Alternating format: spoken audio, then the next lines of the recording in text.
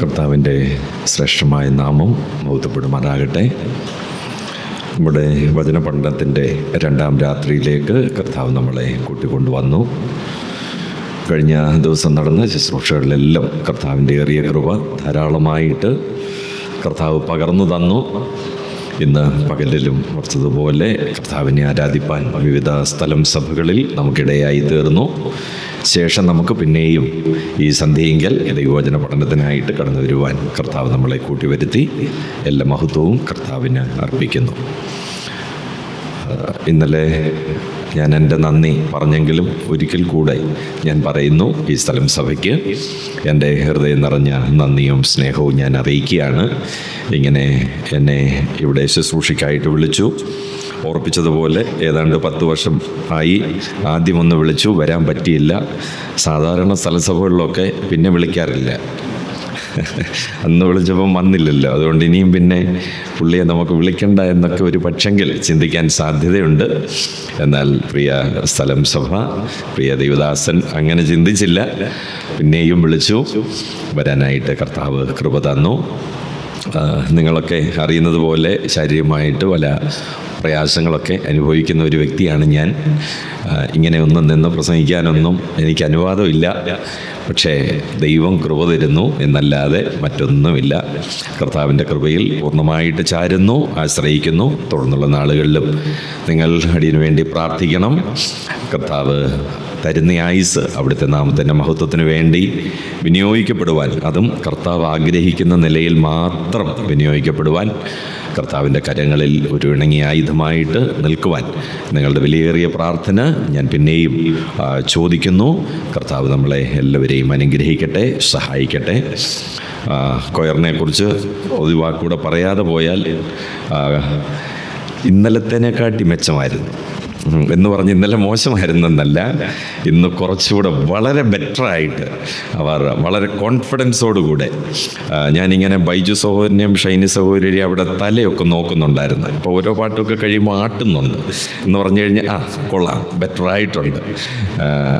ഇനി നാളെയും കൂടെ മീറ്റിംഗ് ഉണ്ടായിരുന്നെങ്കിൽ ഇതിലും ബെറ്ററായിട്ട് പാടാനായിട്ട് കഴിഞ്ഞേനെ. കർത്താവ് ആയുസ് തരുന്നുവെങ്കിൽ ഇങ്ങനെയുള്ള മീറ്റിങ്ങുകൾക്ക് നന്നായിട്ട്, ഇങ്ങനെ ഒരു സ്ഥലസഭയിലൊരു നല്ലൊരു കൊയറുള്ളത് ഏറ്റവും അനുഗ്രഹമാണ്. സെൽഫ് സഫിഷ്യൻ്റ് ആയിട്ട് കർത്താവ് നിങ്ങളെ സഹായിക്കട്ടെ. ഒരിക്കലും നിഗളിച്ചു പോകരുത്. ദൈവസന്നിധിയിൽ താണിരുന്നുകൊണ്ട് കർത്താവിന് വിധേയപ്പെട്ട് ദൈവാത്മാവിന് കീഴ്പ്പെട്ട് നിങ്ങൾ കൂടുതൽ കർത്താവിന് വേണ്ടി പാടുവാൻ, ഭൗതികമായതിനേക്കാൾ ആത്മീകമായതിന് മുൻതൂക്കം കൊടുത്തുകൊണ്ട് പോകുവാൻ കർത്താവ് നിങ്ങൾക്ക് കൃപ നൽകട്ടെ. ഞാൻ പുറകെ ഇരുന്നപ്പോൾ ഇന്നലെയും ഇന്നും ചിന്തിച്ച ഒരു കാര്യമാണ്, ഇത് കൺവെൻഷനാണോ ബൈബിൾ ക്ലാസ്സാണ്? ഒരു കൺവെൻഷൻ്റെ എല്ലാ പ്രതീതിയും ഇവിടെയുണ്ട്. അപ്പം ഞാൻ ഈ കൺവെൻഷന് പ്രസംഗിക്കുന്ന പോലെ ക്ലാസ് എടുക്കണമെന്ന് പോലും ഇന്നലെ ചിന്തിച്ചു പോയി. അപ്പോൾ അത് വേണ്ട. ഇവിടെ ദൈവദാസനൊക്കെ വന്ന് വളരെ മനോഹരമായ ക്ലാസ്സുകളൊക്കെ ഇവിടെ എടുക്കുന്നുണ്ട്. അപ്പോൾ ബൈബിൾ ക്ലാസ് തന്നെയായിട്ട് തുടരാം എന്ന് ഞാൻ വിചാരിച്ചു. കർത്താവ് കഴിഞ്ഞ രാത്രിയിൽ നമ്മളെ ധാരാളമായിട്ട് അനുഗ്രഹിച്ചു, സഹായിച്ചു. ഇന്ന് പാട്ടിനോടുള്ള ബന്ധത്തിൽ ഒരു കുറവുണ്ടായിരുന്നു, ഒരു കുറവ്. ഇന്നലെ ബൈജു സോഹൻ ഒരു പാട്ട് പാടിയായിരുന്നു, ഇന്ന് പാടിയില്ല. എന്നാലും തൻ്റെ പക്വതയിൽ താൻ ആ അവസരം നിങ്ങൾക്ക് തന്നു. ദൈവത്തിന് മഹത്വം. കർത്താവിൻ്റെ ദാസന്മാരെയൊക്കെ കർത്താവ് സഹായിക്കട്ടെ. ലീഡ് ചെയ്യാനും ഗോഡ്സം ബ്രദറിനെയൊക്കെ കർത്താവ് ഇത്രത്തോളം ബലപ്പെടുത്തി വളരെ അനുഗ്രഹിക്കപ്പെട്ട പാട്ടിന് യോഗ്യമായ നറേഷനൊക്കെ പറയുവാൻ കർത്താവ് പ്രിയ ദൈവദാസനെയും സഹായിച്ചു. പ്രാർത്ഥനയിൽ സഹായിച്ച, ഇനിയും പ്രാർത്ഥിക്കുന്ന ദൈവദാസന്മാരെ എല്ലാം ഓർത്ത് സ്തോത്രം ചെയ്യുന്നു. എല്ലാവരെയും കർത്താവ് അനുഗ്രഹിക്കട്ടെ, സഹായിക്കട്ടെ. നമ്മൾ വെളിപ്പാട് പുസ്തകം 2-ാം അധ്യായത്തിൽ നിന്നാണ് നമ്മൾ ചിന്തിച്ചുകൊണ്ടിരിക്കുന്നത്. വെളിപ്പാട് പുസ്തകം 2-ാം അധ്യായത്തിൽ നിന്നും ഒരു വേദാംശം നമ്മൾ വായിച്ചു. അതിനോടുള്ള ബന്ധത്തിലാണ് നമ്മൾ ചിന്തിച്ചുകൊണ്ടിരിക്കുന്നത്. വെളിപ്പാട് പുസ്തകം 2-ാം അധ്യായം അതിൻ്റെ 5-ാമത്തെ വാക്യത്തിൻ്റെ പ്രാരംഭ ഭാഗമാണ് നമ്മൾ ഇന്നലെ വായിച്ചത്. വെളിപ്പാട് പുസ്തകം 2-ാം അധ്യായം അതിൻ്റെ 5-ാം വാക്യത്തിൻ്റെ പ്രാരംഭ ഭാഗം. നീ ഏതിൽ നിന്ന് വീണിരിക്കുന്നു എന്നോർത്ത് മാനസാന്തരപ്പെട്ട് ആദ്യത്തെ പ്രവൃത്തി ചെയ്യുക. നീ ഏതിൽ നിന്ന് വീണിരിക്കുന്നു എന്നോർത്ത് മാനസാന്തരപ്പെട്ട് ആദ്യത്തെ പ്രവൃത്തി ചെയ്യുക. ഈ വാക്യത്തോടുള്ള ബന്ധത്തിൽ ഈ വാക്യത്തിന് ചെറിയൊരു വിശദീകരണം ഞാൻ ഇന്നലെ തരികയുണ്ടായി. ഇന്നലത്തെ കാര്യങ്ങളൊക്കെ ഒന്നുകൂടെ ആവർത്തിക്കണമെന്നുണ്ടെങ്കിലും പക്ഷേ അതിലോട്ട് പോകാനായിട്ട് നിർവാഹമില്ല. ഇന്ന് അനുവദിക്കപ്പെട്ടിരിക്കുന്ന സമയത്തിനുള്ളിൽ ദൈവകൃപയിൽ ആശ്രയിച്ച് പ്രിപ്പയർ ചെയ്തിരിക്കുന്ന അതിനൊരു പരിസമാപ്തിയിലേക്ക് വരണം എന്നുള്ള ആഗ്രഹം മനസ്സിലുള്ളതുകൊണ്ട് ഞാൻ വളരെ പെട്ടെന്ന് മുന്നോട്ട് തന്നെ പോവുകയാണ്. ഈ വാക്യത്തിൻ്റെ വിശദീകരണം ഞാൻ ഇന്നലെ പറഞ്ഞു. വെളിപ്പാട് പുസ്തകത്തിൽ നമ്മുടെ കർത്താവായ യേശുക്രിസ്തു 7 സ്ഥലം സഭകളെ തെരഞ്ഞെടുത്ത് ആ 7 സ്ഥലം സഭകൾക്കുള്ള ദൂതുകൾ പെന്തക്കോസ്ത് നാൾ മുതൽ ഇനി കർത്താവായ യേശുക്രിസ്തുവിൻ്റെ രണ്ടാമത്തെ വരവ് വരെ അല്ലെങ്കിൽ ഉൽപ്രാവണം വരെയുള്ള സ്ഥലം സഭകളുടെ ആത്മീക നിലവാരങ്ങളെ കഴിഞ്ഞ നാളുകളിലേത് വിലയിരുത്തിയും ഇനിയും വരുന്ന നാളുകളിൽ അല്ലെങ്കിൽ അന്ന് ഇനി വരാനുള്ള കാലത്തെ സ്ഥലം സഭകളുടെ അവസ്ഥകൾ മുൻ കണ്ടും കൊണ്ട് 7 സ്ഥലം സഭകളെ തെരഞ്ഞെടുത്താണ് ദൈവിക ആലോചനകൾ അരുളപ്പാടുകളായിട്ട് ദൈവവചനത്തിൽ രേഖപ്പെടുത്തിയിരിക്കുന്നത്. അത് വ്യക്തമായിട്ട് മനസ്സിലാക്കുമ്പോഴാണ് അതിൻ്റെ യാഥാർത്ഥ്യങ്ങൾ നമുക്ക് ഉൾക്കൊള്ളാനായിട്ട് സാധിക്കുന്നത്. ഇത് എഴുതിയിരിക്കുന്ന കർത്താവിനെ കുറിച്ച് ഇന്നലെ കുറച്ച് കാര്യങ്ങൾ ചിന്തിച്ചു. ഇന്നും ബാക്കി കാര്യങ്ങൾ അല്പം കൂടെ ഒന്ന് പറയാം എന്ന് വിചാരിക്കുന്നു. അതിനുശേഷം എന്തുകൊണ്ട് ഇങ്ങനെ ഒരു ലേഖനം അല്ലെങ്കിൽ ഇങ്ങനെ ഒരു അരുളപ്പാട് കൊടുക്കേണ്ടതായിട്ട് വന്നു? എഫെസോസ് സഭയോടുള്ള ബന്ധത്തിൽ മാത്രമാണ് നമ്മൾ കൂടുതലായിട്ട് കാര്യങ്ങൾ ചിന്തിക്കുന്നത്. മറ്റ് സഭകളോടുള്ള ബന്ധത്തിൽ ചിന്തിക്കാനായിട്ട് നമുക്ക് നിർവാഹവുമില്ല. നമുക്കറിയാം, എഫെസോസ് സഭ സ്ഥാപിതമായത് അപ്പോസ്തലനായ പൗലോസിനാലാണ്. തൻ്റെ രണ്ടാമത്തെ മിഷണറി യാത്രയിലാണ് താൻ എഫെസോസിൽ ആദ്യമായിട്ട് പോകുന്നത്. എന്നാൽ അവിടെ അധിക നാളുകൾ അവിടെ നിൽക്കാനായിട്ട് സാധിച്ചില്ല. എന്നാൽ അക്വിലാവിനെയും പ്രിസ്കില്ലയെയും അവിടെ ആക്കിയിട്ട് താൻ വേഗം തന്നെ യെരുശലേമിലേക്ക് പോവുകയായിരുന്നു. അതിനുശേഷം ഒട്ടും താമസിയാതെ തന്നെ താൻ എത്രയും വേഗം അന്ത്യോക്യയിൽ നിന്നും മടങ്ങി താൻ നേരെ എഫെസോസിലേക്ക് ഓടി അടുക്കുന്നത് കാണാനായിട്ട് സാധിക്കും. കാരണം ദൈവം തനിക്ക് അവിടെ ഒരു വലിയ ശുശ്രൂഷ കൊടുത്തിട്ടുണ്ടായിരുന്നു. ആ മൂന്നാമത്തെ മിഷണറി യാത്രയിലാണ് അവിടെ അനുഗ്രഹിക്കപ്പെട്ട പ്രവർത്തനങ്ങൾ നടക്കുന്നത്. അതിൽ ഒന്നാമത് അക്വിലാസ്, പ്രിസ്കില്ല, അപ്പല്ലോസ്, പിന്നെ യോഹന്നാൻ്റെ മാനസാന്തര സ്നാനത്തെക്കുറിച്ച് മാത്രം കേട്ടിരുന്ന ആളുകൾ, പിന്നെ ക്ഷുദ്രപ്രയോഗം ചെയ്തുകൊണ്ടിരുന്ന അനേക ആളുകൾ അവർ മാനസാന്തരപ്പെടാനായിട്ട് ഇടയായി തീർന്നു. അവർ കർത്താവിനെ അറിഞ്ഞ മാത്രയിൽ തന്നെ അവരൊക്കെ ഈ മന്ത്രവാദവും ക്ഷുദ്രപ്രയോഗവും ഒക്കെ ചെയ്തുകൊണ്ടിരുന്ന പുസ്തകങ്ങളൊക്കെ കൊണ്ടുവന്ന് കൂട്ടിയിട്ട് അവിടെ കത്തിക്കുന്ന ഒരു രംഗം നമുക്ക് കാണാനായിട്ട് സാധിക്കും. അവിടെ ചരിത്രകാരനായിരിക്കുന്ന ഡോക്ടർ ലൂക്ക് അദ്ദേഹം പറയുന്നത് അതിൻ്റെ വില കണക്ക് കൂട്ടിയാറെ ഏതാണ്ട് 50,000 വെള്ളിക്കാശ് എന്ന് കണ്ടു. ഒരു വെള്ളിക്കാശ് ഒരു ദിവസത്തെ ഒരു മനുഷ്യൻ്റെ ശമ്പളമാണ്. അങ്ങനെയാണെങ്കിൽ 50,000 രൂപ വെള്ളിക്കാശ് നമ്മളായിരുന്നെന്നുണ്ടെങ്കിൽ അത് വിറ്റ് ആ പൈസയെങ്കിലും നമ്മുടെ കയ്യിൽ വെക്കാമെന്ന് ചിന്തിച്ചേനെ. പക്ഷെങ്കിൽ അവരത് വെക്കുകയോ വിൽക്കുകയോ ചെയ്തില്ല. അവർ അത് കൂട്ടിയിട്ട് തീ വെച്ച് നശിപ്പിച്ച് കർത്താവായ യേശുക്രിസ്തുവിനെ വിശ്വസിക്കുകയും അത് മുഖാന്തരം കർത്താവിൻ്റെ വചനം അവിടെ പ്രബലപ്പെട്ടു എന്നാണ് നമ്മൾ വായിക്കുന്നത്. അപ്പോൾ എഫെസോസ് സഭയിലെ വിശ്വാസികൾ എല്ലാവരും വളരെ വില കൊടുത്ത് കർത്താവിനെ അത്രമാത്രം സ്നേഹിച്ച് കർത്താവിനോടുള്ള സ്നേഹം പ്രകടമാക്കിക്കൊണ്ട് അവർ കർത്താവിങ്കിലേക്ക് വന്നു, കർത്താവിന് വേണ്ടി നിന്നു എന്ന് നമുക്ക് മനസ്സിലാക്കാനായിട്ട് സാധിക്കും. അതിനുശേഷം അപ്പോസ്തലനായ പൗലോസ് ഈ സ്ഥലം സഭയിൽ താൻ പോകുന്നതും അല്ലെങ്കിൽ ആദ്യമായിട്ട് ഈ സ്ഥലത്ത് പോയി ആ സ്ഥലം സഭ അവിടെ ഉടലെടുക്കാൻ ഇടയായത് AD 53-നും 58-നും ഇടയിലുള്ള കാലയളവിലാണ്. എന്നാൽ അതിനുശേഷം ഒരു 2 വർഷം കഴിഞ്ഞപ്പോൾ 2-3 വർഷം കഴിഞ്ഞപ്പോഴാണ് താൻ ഈ എഫേസോസിലെ വിശ്വാസികൾക്ക് വേണ്ടി താൻ ഒരു ലേഖനം റോമിലെ കാരാഗൃഹത്തിൽ ഇരുന്നു കൊണ്ട് താൻ എഴുതുന്നത്. എന്നാൽ ഈ എഫേസ്യ ലേഖനം എഴുതുന്നതിന് മുമ്പ് താൻ അവിടുത്തെ എൽഡേഴ്സിനെ വിളിച്ചുകൂട്ടി അവർക്കൊരു ആലോചന കൊടുക്കും. കൊടുക്കുന്നുണ്ട്. അവർക്കൊരു അരുളപ്പാടെന്ന് നമുക്ക് പറയാൻ പറ്റത്തില്ല, അവർക്കൊരു നല്ല ആലോചന കൊടുക്കുന്നത് നമുക്ക് കാണാനായിട്ട് സാധിക്കുന്നുണ്ട്. അത് അപ്പോസ്തല പ്രവൃത്തി 20-ാം അധ്യായത്തിൽ രേഖപ്പെടുത്തിയിട്ടുണ്ട്. മിലേത്തോസിൽ വെച്ച് എഫേസോസിലെ മൂപ്പന്മാരെ വിളിച്ചു വരുത്തി താൻ കണ്ണുനീരോടുകൂടെ എഫേസോസിൽ 3 വർഷം വേല ചെയ്ത് കർത്താവിന് വേണ്ടി അധ്വാനിച്ച് ആ ദൈവസഭയുടെ ആരംഭ നാളുകളെക്കുറിച്ച് പറഞ്ഞിട്ട് താൻ വളരെ ഒരു ഭയനിർദ്ദേശമായിട്ട് ചില കാര്യങ്ങൾ പറയുന്നുണ്ട്. അതിൽ പ്രധാനപ്പെട്ട ഒരു കാര്യം ഇതാണ്. പൗലോസ് വളരെ സങ്കടത്തോടുകൂടെ പറയുകയാണ്, ഞാൻ പോയ ശേഷം കൊടിയ ചെന്നായ്ക്കൾ നിങ്ങളുടെ ഇടയിൽ കടക്കും. ഞാൻ പോയ ശേഷം എന്ന് പറഞ്ഞാൽ ഞാൻ ഈ സ്ഥലത്ത് നിന്ന് പോയ ശേഷം എന്ന് നമുക്ക് അല്പമായിട്ട് ചിന്തിക്കാമെങ്കിലും അധികമായിട്ട് ചിന്തിക്കുന്നത് ഞാൻ ഈ ഭൂമിയിൽ നിന്ന് മാറ്റപ്പെട്ടതിന് ശേഷം, അഥവാ എൻ്റെ മരണശേഷം ഞാൻ ജീവനോടിരിക്കുന്നിടത്തോളം കാലം ഞാൻ ഓരോ സ്ഥലം സഭയിലും ദുരുപദേഷ്ടാക്കന്മാർ വരാനോ ദുരുപദേശങ്ങൾ പഠിപ്പിക്കുന്നതിനോടോ ഞാൻ ഒരിക്കലും അനുകൂലമല്ല, ഞാൻ അനുവദിക്കത്തില്ല. ഞാൻ എന്നാൽ ആവോളം ഞാൻ എതിർത്ത് നിൽക്കും. ഇന്നൊക്കെ നമ്മുടെ സ്ഥലം സഭകളിൽ ദുരുപദേശം കടന്നുകൂടിയെന്ന് പോലും പലപ്പോഴും നമുക്ക് തിരിച്ചറിയാനായിട്ട് സാധിക്കുന്നില്ല എന്നുള്ളതാണ്. ആദ്യമൊക്കെ ദൈവദാസന്മാർ പതുക്കെ ഒന്ന് കണ്ണടയ്ക്കും. പിന്നീട് ആ ദുരുപദേശം വളരെ പ്രബലമായി കഴിയുമ്പോൾ സംഭവിക്കുന്ന എന്താണെന്ന് ചോദിച്ചു കഴിഞ്ഞാൽ അവിടെയുള്ള ദൈവദാസനെ പോലും പുറത്ത് ചാടിക്കുന്ന ഒരു രംഗമാണ് ഇന്ന് കണ്ടുകൊണ്ടിരിക്കുന്നത്. എൻ്റെ പ്രിയമുള്ളവരെ, ഞാൻ പറയട്ടെ, അപ്പോസ്തലനായ പൗലോസ് അവർക്ക് വളരെ വ്യക്തമായിട്ട് പറഞ്ഞു, ഞാൻ പോയ ശേഷം അഥവാ എൻ്റെ കാലശേഷം കൊടിയ ചെന്നായ്ക്കൾ നിങ്ങളുടെ ഇടയിൽ കടക്കും. കൊടിയ ചെന്നായ്ക്കൾ നിങ്ങളുടെ ഇടയിൽ കടക്കുമെന്ന് പറഞ്ഞാൽ ദുരുപദേഷ്ടാക്കന്മാർ നിങ്ങളുടെ ഇടയിൽ കടക്കുമെന്നാണ്. എഫേസോസ് സഭയ്ക്ക് പറ്റിയ ഏറ്റവും വലിയ പരാജയം എന്ന് പറയുന്നത് ദുരുപദേഷ്ടാക്കന്മാർ ആ സഭയിൽ കടന്നുകൂടി എന്നുള്ളതാണ്. അത് നിങ്ങളുടെ ഇടയിൽ കടന്നുകൂടുമെന്നാണ് പറഞ്ഞത്. എന്ന് പറഞ്ഞാൽ വിശ്വാസികളുടെ ഇടയിൽ കടന്നുകൂടുമെന്നല്ല, മൂപ്പന്മാരെ വിളിച്ചു വരുത്തി സഭയിലെ അധ്യക്ഷന്മാരെ, ശുശ്രൂഷകന്മാരെ, ലീഡേഴ്സിനെ വിളിച്ചു വരുത്തിയിട്ട് അവരോട് പറയുകയാണ്, കൊടിയ ചെന്നായ്ക്കൾ നിങ്ങളുടെ ഇടയിൽ കടക്കും. ആലോചിച്ചേ, നേതൃത്വ രംഗങ്ങളിലേക്കാണ് ഈ കൊടിയ ചെന്നായ്ക്കൾ കടക്കുന്നത്.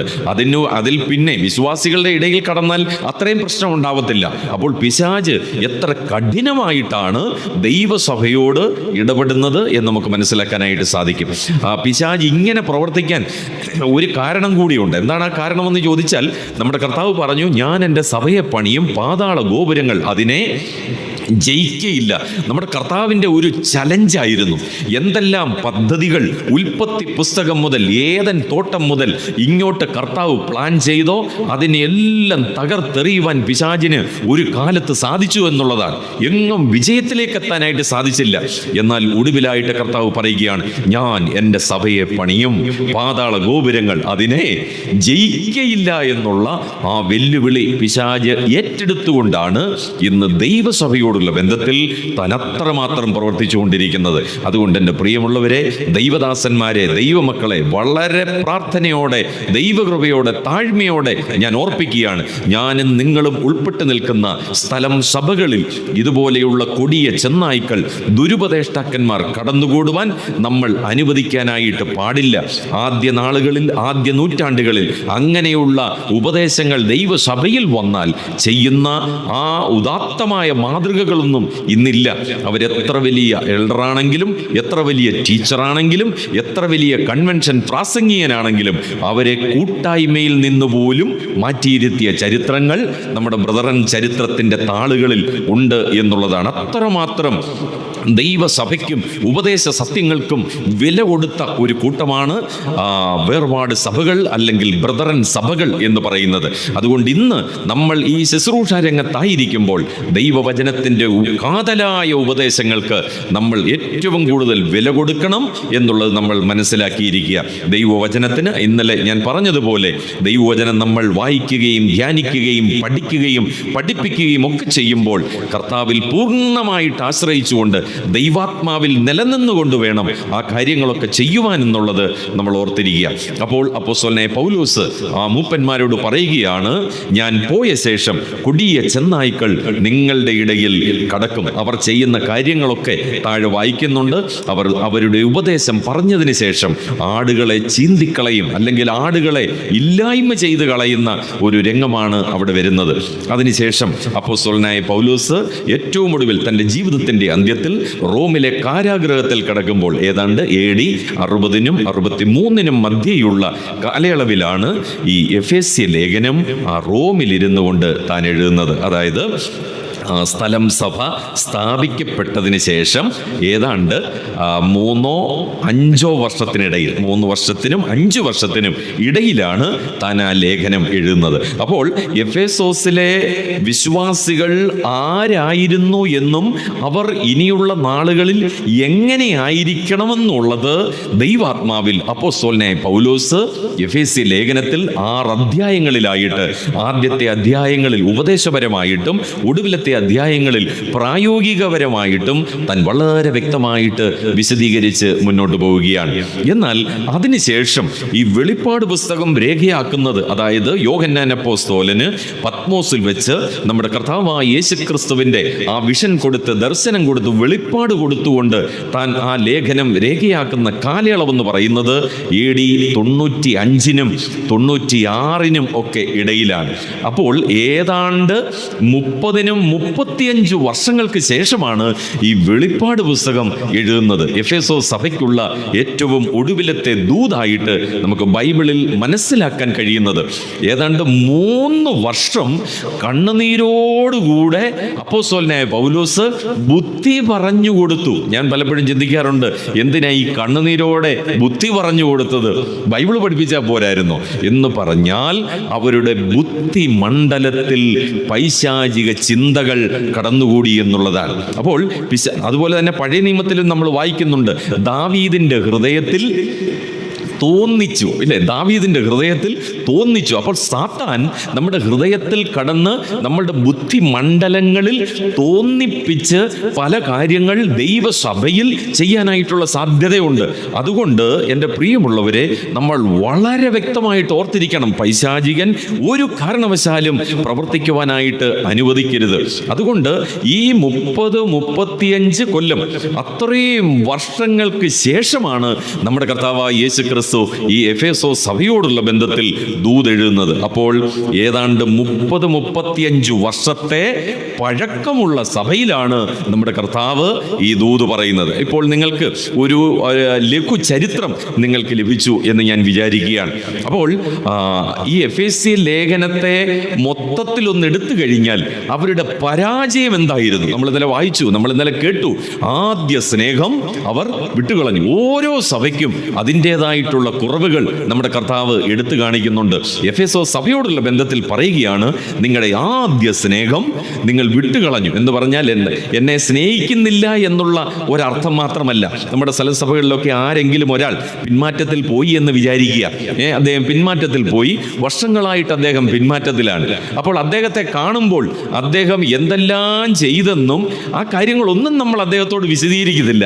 കാണുമ്പോൾ നമ്മൾ പറയും, സഹോദര, ഇങ്ങനെയൊന്നും പോയാൽ പോരാ, എത്രയും പെട്ടെന്ന് മടങ്ങി വരണം, എത്രയും പെട്ടെന്ന് മടങ്ങി വരണം. എങ്ങനെ മടങ്ങി വരണം?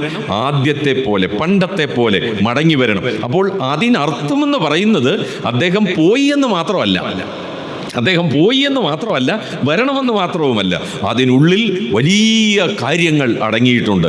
അപ്പോൾ ഈ ആദ്യ സ്നേഹം വിട്ടുകളഞ്ഞു എന്ന് ഒറ്റ വാക്കിൽ അവരുടെ കുറ്റം ദൈവം രേഖപ്പെടുത്തുമ്പോൾ, കർത്താവ് അവരോട് വിളിച്ചു പറയുമ്പോൾ, അവരുടെ ഏറ്റവും പ്രധാനപ്പെട്ടതായിട്ടുള്ള ഒരു വലിയ പ്രോബ്ലം എന്ന് പറയുന്നത്, പൗലോസ് പറഞ്ഞു, പിശാചിന് ഇടം കൊടുക്കരുത്. എന്നാലോചിച്ചേ, പിശാചിന് ഇടം കൊടുക്കരുത്.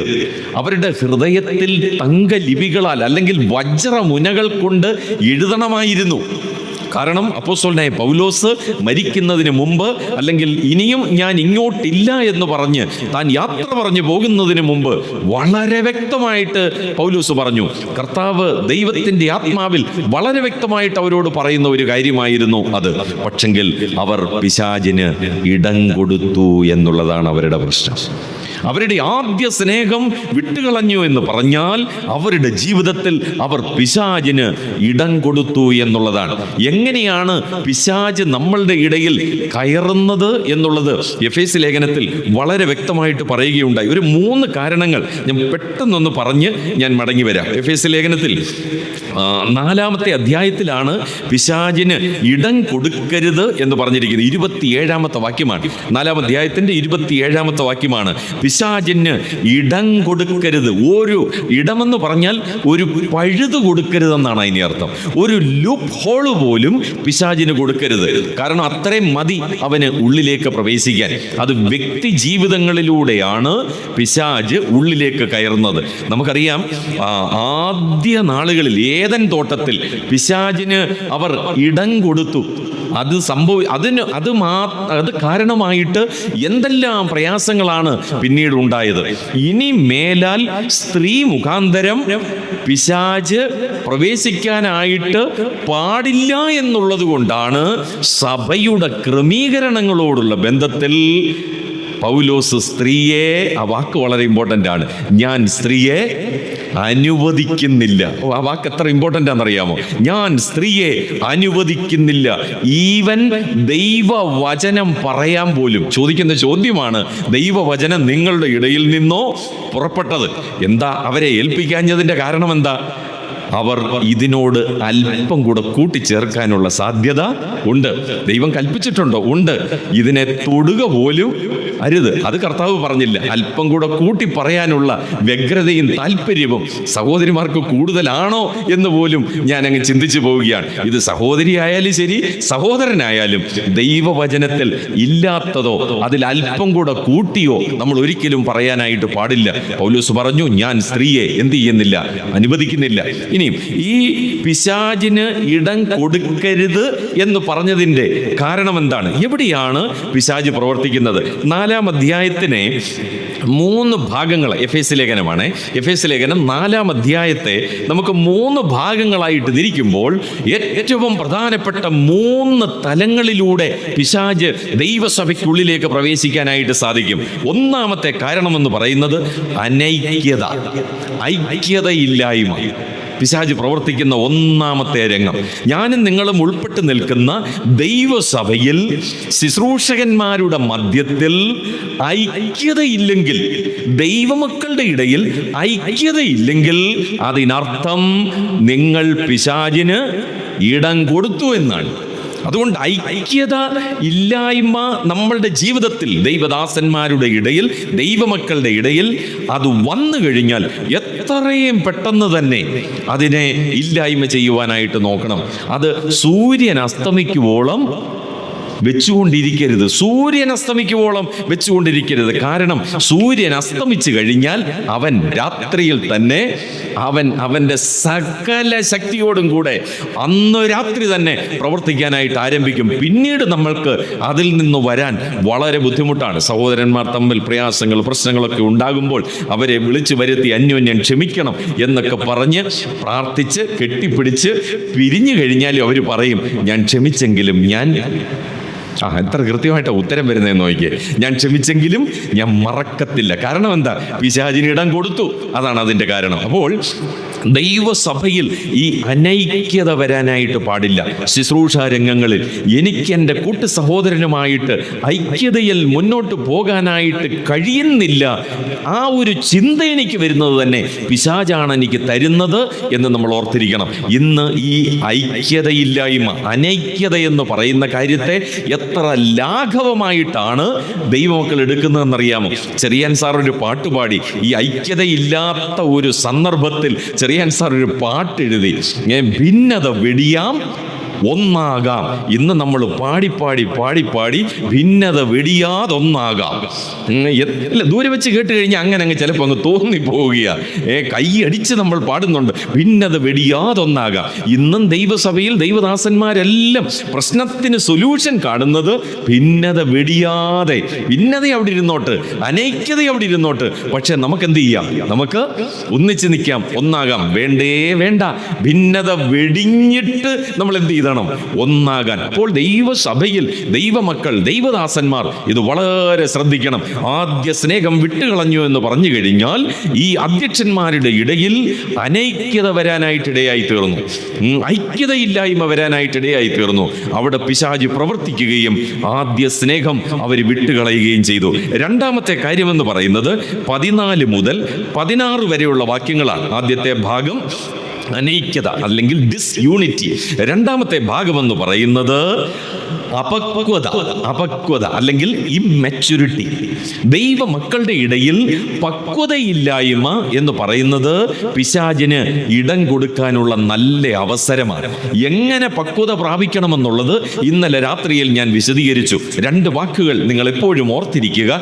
ക്രിസ്തുവെന്ന തലയോളം, ബാക്കി പറഞ്ഞു, സകലത്തിലും വളരുവാൻ ഇടയാകും. അതിനുവേണ്ടി ദൈവം കൃപാവരങ്ങളാകുന്ന വ്യക്തികളെ ദൈവം സ്ഥലം സഭയ്ക്ക് ദാനം ചെയ്തിട്ടുണ്ട്. അവരിലൂടെ ദൈവവചനത്തിന്റെ ഉപദേശ സത്യങ്ങൾ ഒഴുകണം. ഉപദേശത്തിന്റെ ഓരോ കാറ്റിനാൽ അലഞ്ഞുഴലുന്ന ശിശുക്കളായിരിക്കാതെ നിങ്ങൾ തികഞ്ഞ പുരുഷത്വം പ്രാപിക്കണം. ഈ 2 കാര്യങ്ങളാണ്. തികഞ്ഞ പുരുഷത്വം, ആ പക്വതയുടെ ആ പരിസമാപ്തിയിലേക്ക്, ക്ലൈമാക്സിലേക്ക് ഓരോ ദൈവ പൈതലും എത്തിച്ചേരണം. അപ്പോൾ ഈ 2 തലങ്ങളിൽ ദൈവജനം വളരുവാൻ ഇടയായി തീരണം. അപ്പോൾ ഈ പക്വതയില്ലായ്മ, കൊരിന്ത്യ ലേഖനത്തിലെ പ്രശ്നം എന്തായിരുന്നു? എബ്രായ ലേഖനത്തിലെ ആ പ്രശ്നം എന്തായിരുന്നു? എബ്രായ വിശ്വാസികൾ അവർ പിന്മാറിപ്പോയി. അവർക്ക് കട്ടിയായിട്ടുള്ള ആഹാരം കഴിക്കാനായിട്ട് നിർവാഹമില്ല. അവർക്ക് ശിശുക്കൾക്കുള്ള ആഹാരമാണ് വേണ്ടത്. ഇനിയും കൊരിന്ത്യ ലേഖനത്തിലേക്ക് വരുമ്പോൾ അവിടെ ഭിന്നതയും വഴക്കും പ്രശ്നങ്ങളും, കൊച്ചു കുഞ്ഞുങ്ങൾ വഴക്കുണ്ടാക്കുന്നത് പോലെ അവിടെ വഴക്കാണ്. എന്താണ് സംഭവം? അവരുടെ ജീവിതത്തിൽ പക്വതയില്ല. ആത്മീകമായിട്ട് അവർക്ക് വളരുവാനായിട്ട് സാധിക്കുന്നില്ല. ക്രിസ്തുവെന്ന തലയോളം സകലത്തിലും വളരുവാനും പുരുഷത്വം പ്രാപിക്കാനായിട്ടും ഇടയായി തീരുന്നില്ല. എഫേസോസിലെ സഭയോട് വളരെ വ്യക്തമായിട്ട് പൗലോസ് പറഞ്ഞു, നിങ്ങൾ പക്വത പ്രാപിക്കണം, നിങ്ങൾ ക്രിസ്തുവെന്ന തലയോളം സകലത്തിലും വളരണം, അല്ലെങ്കിൽ പിശാച് നിങ്ങളുടെ ഇടയിൽ പ്രവർത്തിക്കും. രക്ഷിക്കപ്പെട്ട ഒരു ദൈവവൈതലിനെ സംബന്ധിച്ചിടത്തോളം അവൻ രക്ഷയ്ക്കായി വളരുവാൻ, വചനമെന്ന മായമില്ലാത്ത പാൽ കുടിക്കുവാൻ വാഞ്ചിച്ചുകൊണ്ട് ദൈവവചനം ആർത്തിയോടെ ഭക്ഷിച്ച് അവൻ ആത്മീകമായിട്ട് വളരണം. ക്രൂശിന്റെ വചനം നശിച്ചു പോകുന്നവർക്ക് മോക്ഷത്വവും, രക്ഷിക്കപ്പെടുന്ന നമുക്കോ നമ്മുടെ അനുദിന ക്രിസ്തീയ ജീവിതത്തിൽ അതൊരു ഡൈനാമിക്കാണ്, അതൊരു ശക്തിയാണ്. അത് നമ്മുടെ ജീവിതത്തിൽ ആത്മീയമായിട്ട് വളരുവാൻ ഇടയായി തീരും. മൂന്നാമത്തെ കാരണമെന്ന് പറയുന്നത് 17 വാക്യം മുതൽ 32 വാക്യം വരെയാണ്. എഫേസ്യ ലേഖനം 4 അധ്യായം 17 മുതൽ 32 വരെയുള്ള വാക്യങ്ങളിലാണ് അപ്പോസ്തലനായ പൗലോസ് മൂന്നാമത്തെ ഏറ്റവും വലിയ പ്രശ്നം അവിടെ പറയുകയാണ്.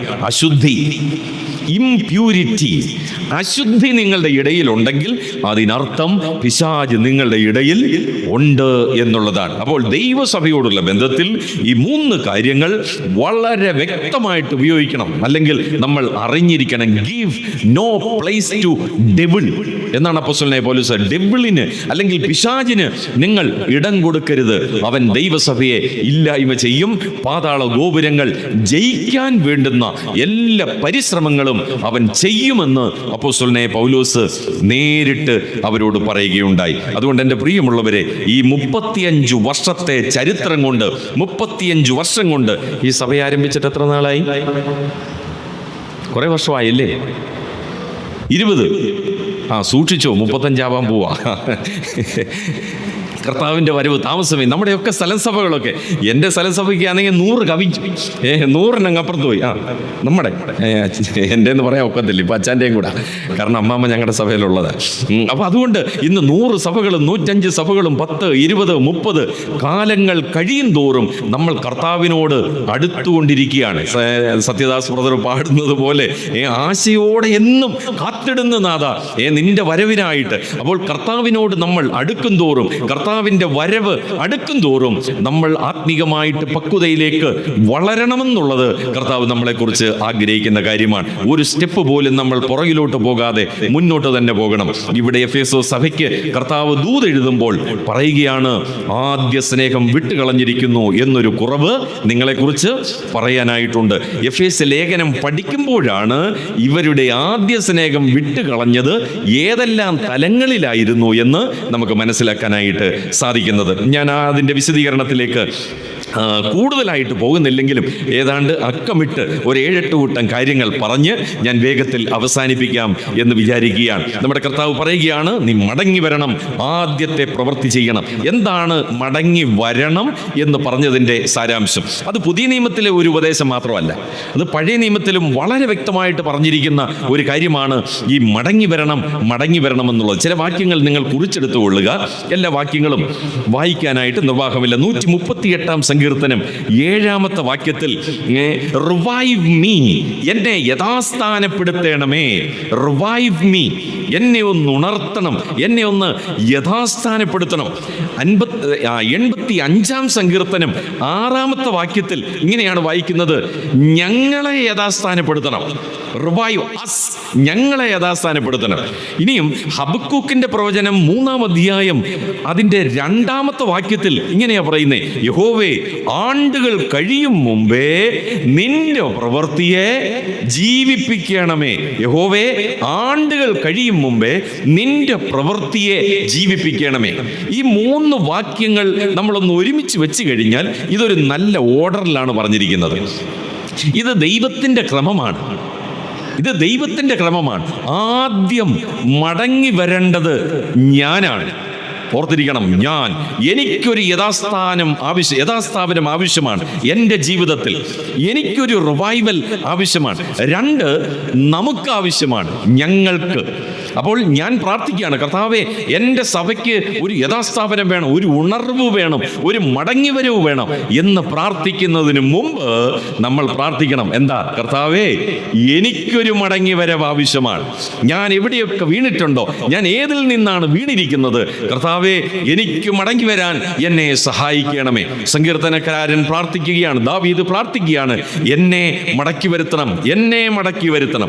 അപ്പോൾ അത് കഴിഞ്ഞിട്ടാണ് നമ്മൾ പ്രാർത്ഥിക്കേണ്ടത്, ദൈവമേ, നിന്റെ പ്രവൃത്തിയെ മടക്കി വരുത്തണം, അല്ലെങ്കിൽ ജീവിപ്പിക്കണം, മടക്കി വരുത്തണം എന്ന് പ്രാർത്ഥിക്കുന്നത്. അപ്പോൾ ഇത് ദൈവത്തിൻ്റെ കൃത്യമായിട്ടുള്ള ഒരു ഓർഡറാണ്. അത് നമ്മൾ ഓർത്തിരിക്കുക. അപ്പോൾ ഈ യഥാസ്ഥാനപ്പെടുത്തുക അല്ലെങ്കിൽ മടങ്ങി വരണം എന്ന് പറയുമ്പോൾ ചില വാക്കുകൾ നിങ്ങളൊന്ന് ഓർത്തിരിക്കുക. ഇംഗ്ലീഷിൽ ഞാനത് പെട്ടെന്നൊന്ന് പറയാം. ഒന്ന്, റീസ്റ്റോർ അല്ലെങ്കിൽ റീസ്റ്റോർ, യഥാസ്ഥാനപ്പെടുത്തുക അല്ലെങ്കിൽ പഴയതിലേക്ക് മടക്കി കൊണ്ടുവരിക എന്നുള്ള ഒരു അർത്ഥമാണ്.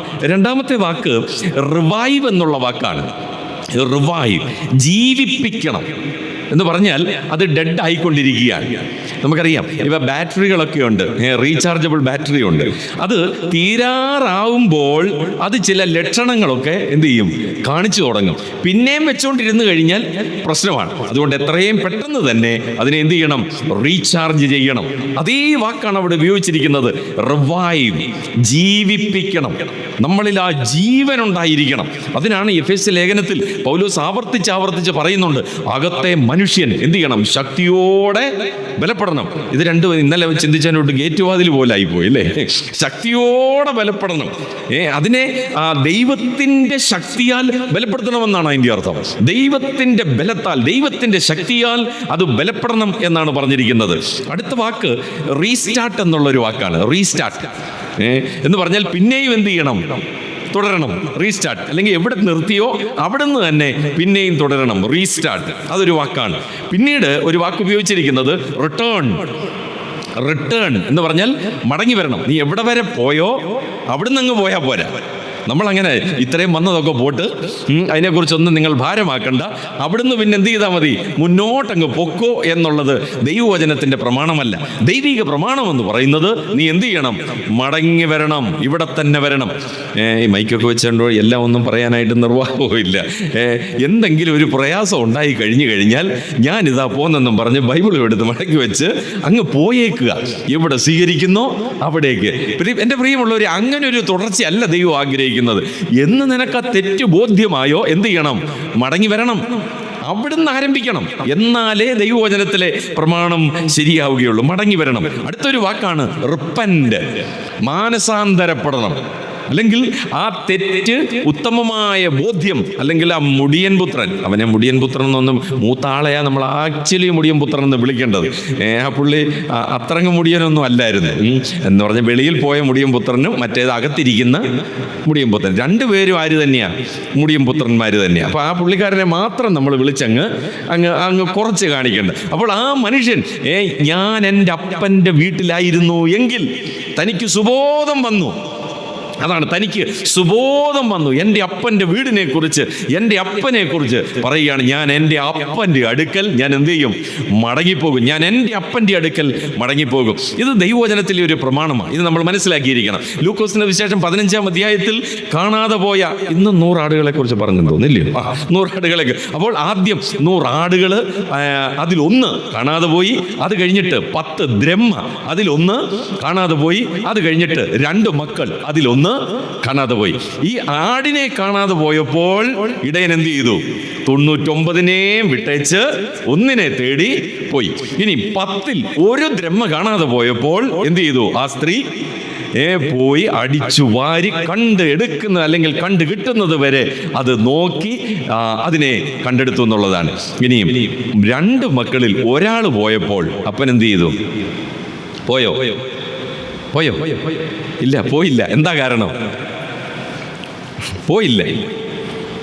ഇന്ന് പലരും പിന്മാറ്റത്തിൽ പോകുന്നവർ വിചാരിക്കുന്നുണ്ട്, പാസ്റ്റർ ഇങ്ങോട്ട് വരട്ടെ, പുള്ളി ഇങ്ങോട്ട് വന്ന് എന്നെ എന്ത് ചെയ്യട്ടെ? കൂട്ടിക്കൊണ്ട് അങ്ങോട്ട് പോട്ടെ. അല്ല, വരത്തില്ല. ദൈവത്തിൻ്റെ പ്രമാണം എന്താണെന്ന് ചോദിച്ചാൽ, മറ്റ് 2ഉം സാഹചര്യത്തിൻ്റെ സമ്മർദ്ദത്തിലും സൂക്ഷ്മത കുറവിലും ഒക്കെ നഷ്ടപ്പെട്ട കാര്യങ്ങളാണ്. എന്നാൽ ഈ 2 മക്കളിൽ ഒരുവൻ അവൻ മനഃപൂർവം പോയതാ. അവൻ മനഃപൂർവ്വം പോയതാ. ഇന്ന് രാത്രിയിൽ എന്നെ കേൾക്കുന്ന ആരെങ്കിലും, അല്ലെങ്കിൽ വിദൂരങ്ങളിലിരുന്നോ ഈ മീഡിയയിലൂടെയോ എന്നെ ശ്രവിക്കുന്ന ആരെങ്കിലും നിങ്ങൾ മനഃപൂർവ്വം പോയിട്ടുണ്ടെങ്കിൽ, മനഃപൂർവ്വം ദൈവസന്നിധി വിട്ടുപോയിട്ടുണ്ടെങ്കിൽ, ദൈവ മക്കളെ വിട്ടുപോയിട്ടുണ്ടെങ്കിൽ, ദൈവ സ്നേഹത്തിൽ നിന്ന് വിട്ടുപോയിട്ടുണ്ടെങ്കിൽ, നിന്നെ തേടി കർത്താവ് അങ്ങോട്ട് വരത്തില്ല. നീ മനഃപൂർവ്വം, നിനക്ക് സുബോധം വന്ന് ദൈവവചനം കേട്ട് നീ മടങ്ങി വരണം. നീ അപ്പൻ്റെ അടുക്കൽ വരണം. പക്ഷേ പ്രത്യേകത എന്താണെന്നറിയാമോ? നീ അപ്പനെ കാണുന്നതിന് മുമ്പേ നിന്റെ അപ്പൻ നിന്നെ കാണുകയും നിന്റെ അടുക്കൽ ഓടി വന്ന് നിന്നെ കഴുത്തിന് കെട്ടിപ്പിടിച്ച് ചുംബനം തന്ന് നിന്നെ വീട്ടിലേക്ക് മടക്കി കൊണ്ടുവരാൻ കാത്തിരിക്കുന്ന ഒരു സ്വർഗീയ പിതാവ് നമുക്കുണ്ട് എന്നുള്ളതാണ്. അതുകൊണ്ട് എൻ്റെ പ്രിയമുള്ളവരെ, മടങ്ങി വരിക, മടങ്ങി വരിക. ഇനിയും അടുത്ത അവസാനത്തെ വാക്ക് റീകൺഫസ് എന്നുള്ളൊരു വാക്കാണ്. റീകൺഫസ്. അപ്പോൾ നമ്മൾ രക്ഷിക്കപ്പെട്ടപ്പോൾ നമ്മൾ 2 കാര്യങ്ങൾ ചെയ്തു. നമ്മുടെ ഹൃദയം കൊണ്ട് നമ്മൾ വിശ്വസിച്ചു. എന്താണ്? നമ്മുടെ കർത്താവായ യേശു ക്രിസ്തു എനിക്ക് വേണ്ടി മരിച്ചു, അടക്കപ്പെട്ടു, 3-ാം നാൾ ഉയർത്തെഴുന്നേറ്റു. 2, ഞാൻ ഏറ്റുപറഞ്ഞു. എന്താണ് ഞാൻ ഏറ്റുപറഞ്ഞത്? ഈ കർത്താവായ യേശു ക്രിസ്തു എൻ്റെ കർത്താവാണ്. ഈ യേശുവിനെ ഞാൻ എൻ്റെ കർത്താവായിട്ട് ഞാൻ ഇന്ന് മുതൽ അംഗീകരിക്കുന്നു. He is my Lord, he is my master. എൻ്റെ യജമാനനായിട്ട് എന്നെ മുന്നോട്ട് നയിക്കുന്ന, എനിക്ക് ആലോചന പറഞ്ഞു തരുന്ന, എൻ്റെ എല്ലാമായിട്ട് ആ കർത്താവിനെ ഞാൻ എന്ത് ചെയ്യുന്നു? ഏറ്റുപറയുന്നു. ഇവിടെ മടങ്ങി വരണം, ആദ്യത്തെ പ്രവൃത്തി ചെയ്യണമെന്ന് പറഞ്ഞാൽ നീ വീണ്ടും ഏറ്റുപറയണം. വീണ്ടും രക്ഷിക്കപ്പെടണമെന്നല്ല കേട്ടോ, ഞാൻ കഴിഞ്ഞ ദിവസം അത് ഓർമ്മിക്കുകയുണ്ടായി. വീണ്ടും രക്ഷിക്കപ്പെടണമെന്നല്ല, നീ വീണ്ടും ഏറ്റുപറയണം. ഇനി റോമാലേഖനം 10-ാം അധ്യായത്തിലെ വിഷയം 9, 10, 11 അധ്യായങ്ങൾ പിന്മാറിപ്പോയ, അല്ലെങ്കിൽ മശികയെ കൊന്നുകളഞ്ഞ, ദൈവത്തിൽ നിന്നും അകന്നുപോയ യഹൂദ ജനം എങ്ങനെ രക്ഷിക്കപ്പെടും എന്നുള്ളതിനെ കുറിച്ച് പറഞ്ഞിരിക്കുക. അവർ ഈ നസറായനായ യേശുവിനെ, യേശു തന്നെ മശികയെന്ന് പൗലോസും പത്രോസും അവരെല്ലാം പ്രസംഗിച്ചത് അങ്ങനെ തന്നെയാണ്. അപ്പോൾ ഈ മശികയെ അവർ വീണ്ടും ഏറ്റുപറയണം, വീണ്ടും ഏറ്റുപറയണം. അതാണ് ആ കൺഫസ് എന്നുള്ള വാക്കുകൊണ്ട് അവിടെ ഉപയോഗിച്ചിരിക്കുന്നത്. അതുകൊണ്ട് എൻ്റെ പ്രിയമുള്ളവരെ, നമ്മൾ രക്ഷിക്കപ്പെട്ടപ്പോൾ യേശു കർത്താവിനെ നമ്മൾ ഏറ്റുപറഞ്ഞു, രക്ഷിക്കപ്പെട്ടു. നീ ആദ്യത്തെ പ്രവൃത്തി ചെയ്യണമെന്ന് പറഞ്ഞാൽ നീ ഏറ്റുപറഞ്ഞ് ഉപേക്ഷിച്ച്, അതായത് ആകാത്തത് നിന്റെ ജീവിതത്തിൽ വന്നിട്ടുണ്ടെങ്കിൽ, ദൈവത്തെ വിട്ടിട്ടുണ്ടെങ്കിൽ, ദൈവവചനത്തെ വിട്ടിട്ടുണ്ടെങ്കിൽ, പ്രാർത്ഥനാ ജീവിതത്തെ വിട്ടിട്ടുണ്ടെങ്കിൽ, നീ മടങ്ങി വന്ന് നീ ദൈവത്തോട് ഏറ്റുപറയണം, നിന്റെ ജീവിതത്തിൽ തെറ്റുപറ്റിപ്പോയി, എൻ്റെ ജീവിതത്തിൽ കുറവുകൾ സംഭവിച്ചു പോയി. അതിനാണ് യോഹന്നാൻ അപ്പോസ്തലൻ വെളിപ്പാട് പുസ്തകം എഴുതിയ അതേ യോഹന്നാൻ അപ്പോസ്തലൻ തന്നെ തൻ്റെ ഒന്നാമത്തെ ലേഖനത്തിൽ 1-ാം അധ്യായം 8-9 വാക്യങ്ങളിൽ പറയുന്നുണ്ട്, നമ്മുടെ പാപങ്ങളെ പറഞ്ഞു, നമ്മുടെ പാപങ്ങളെ ഏറ്റു പറയുന്നു എങ്കിൽ നമ്മുടെ പാപങ്ങളെ, അതായത് യോഹന്നാൻ അപ്പോസ്തലൻ ഉൾപ്പെടെയുള്ള ദൈവമക്കൾ നമ്മുടെ പാപങ്ങളെ അതെന്ന് പറഞ്ഞു കഴിഞ്ഞാൽ രക്ഷിക്കപ്പെട്ടിട്ടും നമ്മുടെ ജീവിതത്തിൽ വരാമാകുന്ന കുറവുകൾ നമ്മൾ റീകൺഫസ് ചെയ്യണം, വീണ്ടും ഏറ്റുപറയണം. രക്ഷിക്കപ്പെട്ട മാത്രയിൽ നമ്മൾ ഏറ്റുപറഞ്ഞത്, കർത്താവേ ഞാൻ ഇന്നിന്ന പാപങ്ങൾ ചെയ്തു എന്ന് പറഞ്ഞില്ല, ഒറ്റ വാക്കേ പറഞ്ഞുള്ളൂ, കർത്താവേ ഞാനൊരു പാപിയാണ്.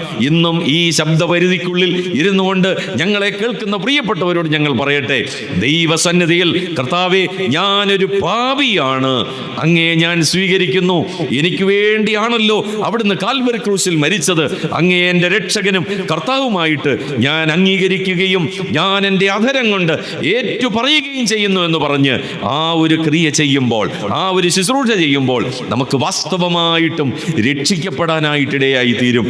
ഇന്നു മരിച്ചാൽ നമ്മുടെ നിത്യത കർത്താവിനോട് കൂടെ ആയിരിക്കുവാൻ ഇടയായി തീരും.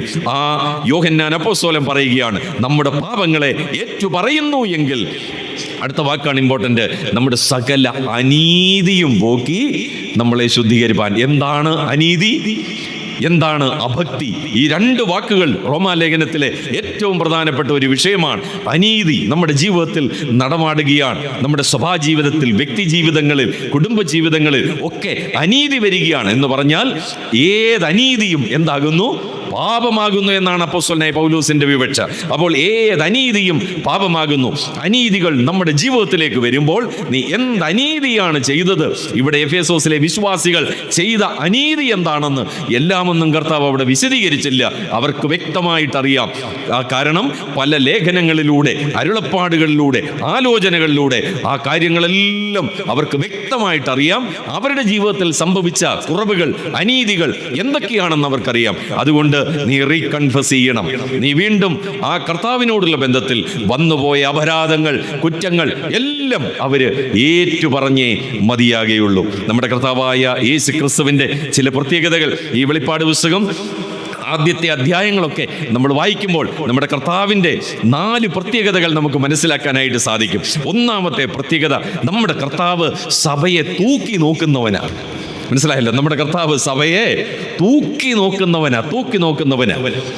അതിൽ അനേക ഉദാഹരണങ്ങൾ നമുക്ക് അതിനോടുള്ള ബന്ധത്തിൽ പറയാനായിട്ട് സാധിക്കും. ഞാനത് ഏറ്റവും ഒടുവിലായിട്ട് ആ ഭാഗം പറഞ്ഞായിരിക്കും ഞാൻ അവസാനിപ്പിക്കുന്നത്. അപ്പോസ്തലനായ പൗലോസ് എഫേസോസിലെ ലേഖനം എഴുതി, എഫേസി വിശ്വാസികൾക്ക് വേണ്ടി ലേഖനം എഴുതി അവസാനിപ്പിക്കുമ്പോൾ അവർ എങ്ങനെയായിരുന്നു ആദ്യമെന്നുള്ളത് രേഖപ്പെടുത്തുകയാണ്. അവർ കർത്താവിനെ അക്ഷയമായി സ്നേഹിക്കുന്നവരായിരുന്നു. അവർ കർത്താവിനെ അക്ഷയമായി, പിന്നീട് അത് വിശദീകരിക്കാം. എന്നാൽ ഇവിടെ കർത്താവ് പറയുകയാണ്, നിങ്ങളുടെ ആദ്യ സ്നേഹം വിട്ടുകളഞ്ഞു. അപ്പോൾ ആദ്യ സ്നേഹം ഈസിക്കൽ ടു പറഞ്ഞു അക്ഷയമായ സ്നേഹം. ആദ്യ സ്നേഹം സമം അക്ഷയമായ സ്നേഹം. അതെന്താണെന്ന് അവർക്ക് നന്നായിട്ട് അറിയാം. എന്തായിരുന്നു അക്ഷയമായിട്ടുള്ള സ്നേഹമെന്ന്. അപ്പോൾ ഈ 30-35 വർഷത്തിനുള്ളിൽ അക്ഷയ സ്നേഹത്തിൽ നിന്ന് ഒരു ലേശം പോലും സ്നേഹമില്ലാത്ത ഒരവസ്ഥയിലേക്ക് എഫേസോസിലെ വിശ്വാസികൾ വരാനായിട്ട് ഇടയായി തീർന്നു. എന്തുകൊണ്ട് അങ്ങനെ വരാനായിട്ട് ഇടയായി തീർന്നു? ഇന്ന് കർത്താവ് എഫേസോസ് സഭയെ ഒന്നരിച്ച് തൂക്കി നോക്കുകയാണ്. ദാനിയേൽ പ്രവചനത്തിൽ നമ്മൾ വായിക്കുന്നുണ്ട്, ഞാൻ നിന്നെ തൂക്കി, നീ കുറവുള്ളവനായിട്ട് കണ്ടു, ഞാൻ നിന്നെ തൂക്കി. ഇന്ന് രാത്രിയിലും നമ്മുടെ കർത്താവ് നമ്മളെ ഓരോരുത്തരെയും തൂക്കി നോക്കുന്നവനാ. നമ്മൾ ഉൾപ്പെട്ട് നിൽക്കുന്ന ദൈവസഭയെ അവൻ തൂക്കി നോക്കുന്നവനാണ്. അതിൻ്റെ നിലയും നിലവാരവും അറിയാവുന്ന നല്ലവനായ ഒരു കർത്താവുണ്ട്. ഞാനൊരു ശുശ്രൂഷകനാണെങ്കിൽ, ഞാനൊരു സുവിശേഷകനാണെങ്കിൽ, ഞാനൊരു എൽഡറാണെങ്കിൽ, ഞാനൊരു ഉപദേഷ്ടാവാണെങ്കിൽ, എൻ്റെ സഭയെ കർത്താവ് തൂക്കി നോക്കുമ്പോൾ വില നിലവാരം കുറഞ്ഞതായിട്ട് കണ്ടാൽ ആരാ അതിൻ്റെ കുറ്റക്കാരൻ? അല്ലേ? നമ്മൾ പലപ്പോഴും വിചാരിക്കും, എൻ്റെ ബ്രദറെ ഇങ്ങനെയൊക്കെ അങ്ങ് പോയാൽ മതി, ഇങ്ങനെയൊക്കെ അങ്ങ് പോയാൽ മതി, പ്രശ്നങ്ങളൊക്കെ അവിടെ കിടക്കട്ടെ, ഇങ്ങനെയൊക്കെ അങ്ങ് മുന്നോട്ട് പോയാൽ മതി. പക്ഷെ ഇന്ന് രാത്രിയിൽ വളരെ വ്യക്തമായിട്ട് ഞാൻ പറയട്ടെ, നമ്മുടെ കർത്താവ് നമ്മളെ, എന്നെ, നമ്മുടെ സഭയെ തൂക്കി നോക്കുന്ന ഒരു കർത്താവാണ്. അതുകൊണ്ടാണ് ഈ ഓരോ സഭയോടുള്ള ബന്ധത്തിലും കർത്താവ് അതിൻ്റെ ക്രമം പറഞ്ഞിട്ടുണ്ട്. എഫേസോസ് സഭയോടുള്ള ബന്ധത്തിൽ 1 മുതൽ 3 വരെയുള്ള 2-ാം അധ്യായം വെളിപ്പാട് പുസ്തകം 2-ാം അധ്യായം 1 മുതൽ 3 വരെയുള്ള വാക്യങ്ങളിലും 6-ാമത്തെ വാക്യത്തിലും കർത്താവ് അവരെക്കുറിച്ച് അഭിനന്ദിക്കുകയാണ്. അവരുടെ അനുഗ്രഹിക്കപ്പെട്ട കാര്യങ്ങളെക്കുറിച്ച് പറയുകയാണ്. അവരുടെ പ്രവൃത്തി ഞാൻ അറിയുന്നു, പ്രയത്നം അറിയുന്നു, സഹിഷ്ണുത അറിയുന്നു, സഹിച്ചുകൂടാഞ്ഞത് അറിയുന്നു, പരീക്ഷണം അറിയുന്നു, സഹനം അറിയുന്നു, തളർന്നു പോകാഞ്ഞത് അറിയുന്നു, അവർ പകച്ചതറിയുന്നു. അപ്പോൾ കർത്താവ് തൻ്റെ സഭയെ തൂക്കി നോക്കുമ്പോൾ നമ്മുടെ കാര്യങ്ങളെല്ലാം നന്നായിട്ട് നമ്മുടെ കർത്താവിന് അറിയാമെന്നുള്ളതാണ്. 2-ാമത്തെ കാര്യമെന്ന് പറയുന്നത് അഭിനന്ദനം മാത്രമല്ല, കർത്താവിന് ചില ആരോപണങ്ങളും നമ്മളോട് ഉന്നയിക്കാനായിട്ടുണ്ട്. സഭയോടുള്ള ബന്ധത്തിൽ ചില ആരോപണങ്ങൾ കർത്താവിന് പറയാനായിട്ടുണ്ട്. എന്താണ് പറയാനായിട്ടുള്ള ആരോപണം? നിന്റെ ആദ്യ സ്നേഹം വിട്ടുകളഞ്ഞു എന്നാണ്. അവിടെ കൊണ്ടും അവസാനിക്കുന്നില്ല. കർത്താവിന് ഈ ആരോപണം പറയുക മാത്രമല്ല, ചില ആലോചനകളൂടെ അവരോട് പറയാനായിട്ടുണ്ട്. അത് 5-ാമത്തെ വാക്യത്തിലാണ് അത് രേഖപ്പെടുത്തിയിരിക്കുന്നത്. ചില ആലോചനകൾ അവരോട് പറയാനുണ്ട്. നീ ഏതിൽ നിന്ന് വീണിരിക്കുന്നു എന്നോർത്ത് നീ എന്ത് ചെയ്യണം? മാനസാന്തരപ്പെടണം. നീ ആദ്യത്തെ പ്രവൃത്തി ചെയ്യണം. ഇനി 6-ാമത്തെ വാക്യത്തിലും അവരെക്കുറിച്ച് ചില അഭിനന്ദന വാക്കുകൾ പറയുന്നുണ്ട്. നിക്കോലാവ്യരുടെ നടപ്പ് നീ എന്ത് ചെയ്യുന്നു? പകയ്ക്കുന്നു. എന്താണ് ഈ നിക്കോലാവ്യർ എന്നുള്ളത് ഇന്നലെ രാത്രി ഞാൻ പറയുകയുണ്ടായി. 4-ാമത്തെ കാര്യമെന്ന് പറയുന്നത് അതിൻ്റെ 7-ാമത്തെ വാക്യത്തിലാണ്. കർത്താവ് ചില ആഹ്വാനം അവരോട് പറയുകയാണ്. എന്ന് പറഞ്ഞാൽ നീ ഇത് ഫൈനലായിട്ട്, കർത്താവിൻ്റെ ഒരു ഫൈനൽ കോളാണ്, അവസാനമായിട്ട് പറയുകയാണ്, നീ എത്രയും പെട്ടെന്ന് മാനസാന്തരപ്പെടണം, അല്ലാഞ്ഞാൽ ഞാൻ വരും, അല്ലാഞ്ഞാൽ ഞാൻ വരും. എന്ന് പറഞ്ഞാൽ അതിൻ്റെ അർത്ഥം എന്താ? മധ്യാകാശത്തിൽ വരുമെന്നാണോ? അതെടുത്തോ, കുഴപ്പമില്ല. ഞാൻ വരും, ഞാൻ വരും. എന്നാലോചിച്ച് നോക്കിയേ. നമുക്കറിയാം, അതിനൊരു കേവലം ഒരു ഉദാഹരണം ഞാൻ പറയാം. നമ്മുടെ കർത്താവായ യേശുക്രിസ്തു 3.5 വർഷത്തെ ശുശ്രൂഷയുടെ ആരംഭത്തെങ്കിൽ ദൈവാലയത്തിലേക്ക് വന്നിട്ട് താന് ആ ദൈവാലയത്തിൽ തൻ്റെ ആലയം പ്രാർത്ഥനാലയം എന്ന് വിളിക്കപ്പെടും. പക്ഷേ അവിടെ കണ്ട കാഴ്ചകളൊക്കെ അതിൽ നിന്നെല്ലാം തികച്ച് വ്യത്യസ്തമായിരുന്നു. താന് ആ നാണ്യപീഠങ്ങളെയൊക്കെ മറിച്ചിട്ടു എന്ന് വായിക്കുന്നുണ്ട്. താന് ഒരു ചാട്ട ഉണ്ടാക്കി എന്ന് വായിക്കുന്നുണ്ട്. ആരെങ്കിലും അടിച്ചോ? ഇല്ല, അതൊന്നും ചെയ്തില്ല.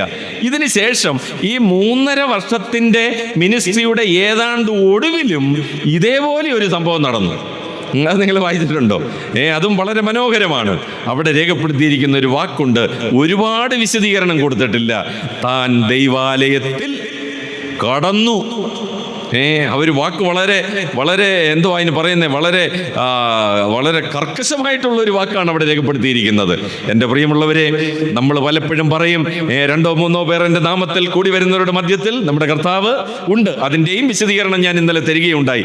കർത്താവ് നമ്മളുടെ മധ്യത്തിൽ ഉണ്ട് എന്നുള്ളത് വലിയൊരാശ്വാസമാണ്. പക്ഷേ കർത്താവ് പറയുകയാണ്, നീ മാനസാന്തരപ്പെട്ടില്ലെങ്കിൽ ഞാൻ വരും. എന്താ അതിൻ്റെ അർത്ഥം? നീ മാനസാന്തരപ്പെട്ടില്ലെങ്കിൽ ഞാൻ വരും, ഞാൻ ചെയ്യാനുള്ളത് ചെയ്യും. ഇനിയും എന്താ പറയുന്നേ കർത്താവ്? വരുമ്പോൾ എന്താ സംഭവിക്കുന്നതെന്ന് നോക്കിയേ. നിന്റെ നിലവിളക്ക് 7 പൊൻനിലവിളക്കുകൾ 7 സഭകളാകുന്നു. പൊൻനിലവിളക്കുകളുടെ നടുവിൽ ഉലാവുന്നവനെന്ന് പറഞ്ഞാൽ സഭകളുടെ മധ്യേ നടക്കുന്നവൻ, സഭകളുടെ നടുവിൽ നടക്കുന്നവൻ. ഇനിയും കർത്താവ് പറയുകയാണ്, നിന്റെ നിലവിളക്ക് അതിൻ്റെ നിലയിൽ നിന്ന് എന്ത് ചെയ്യും? നീക്കിക്കളയും.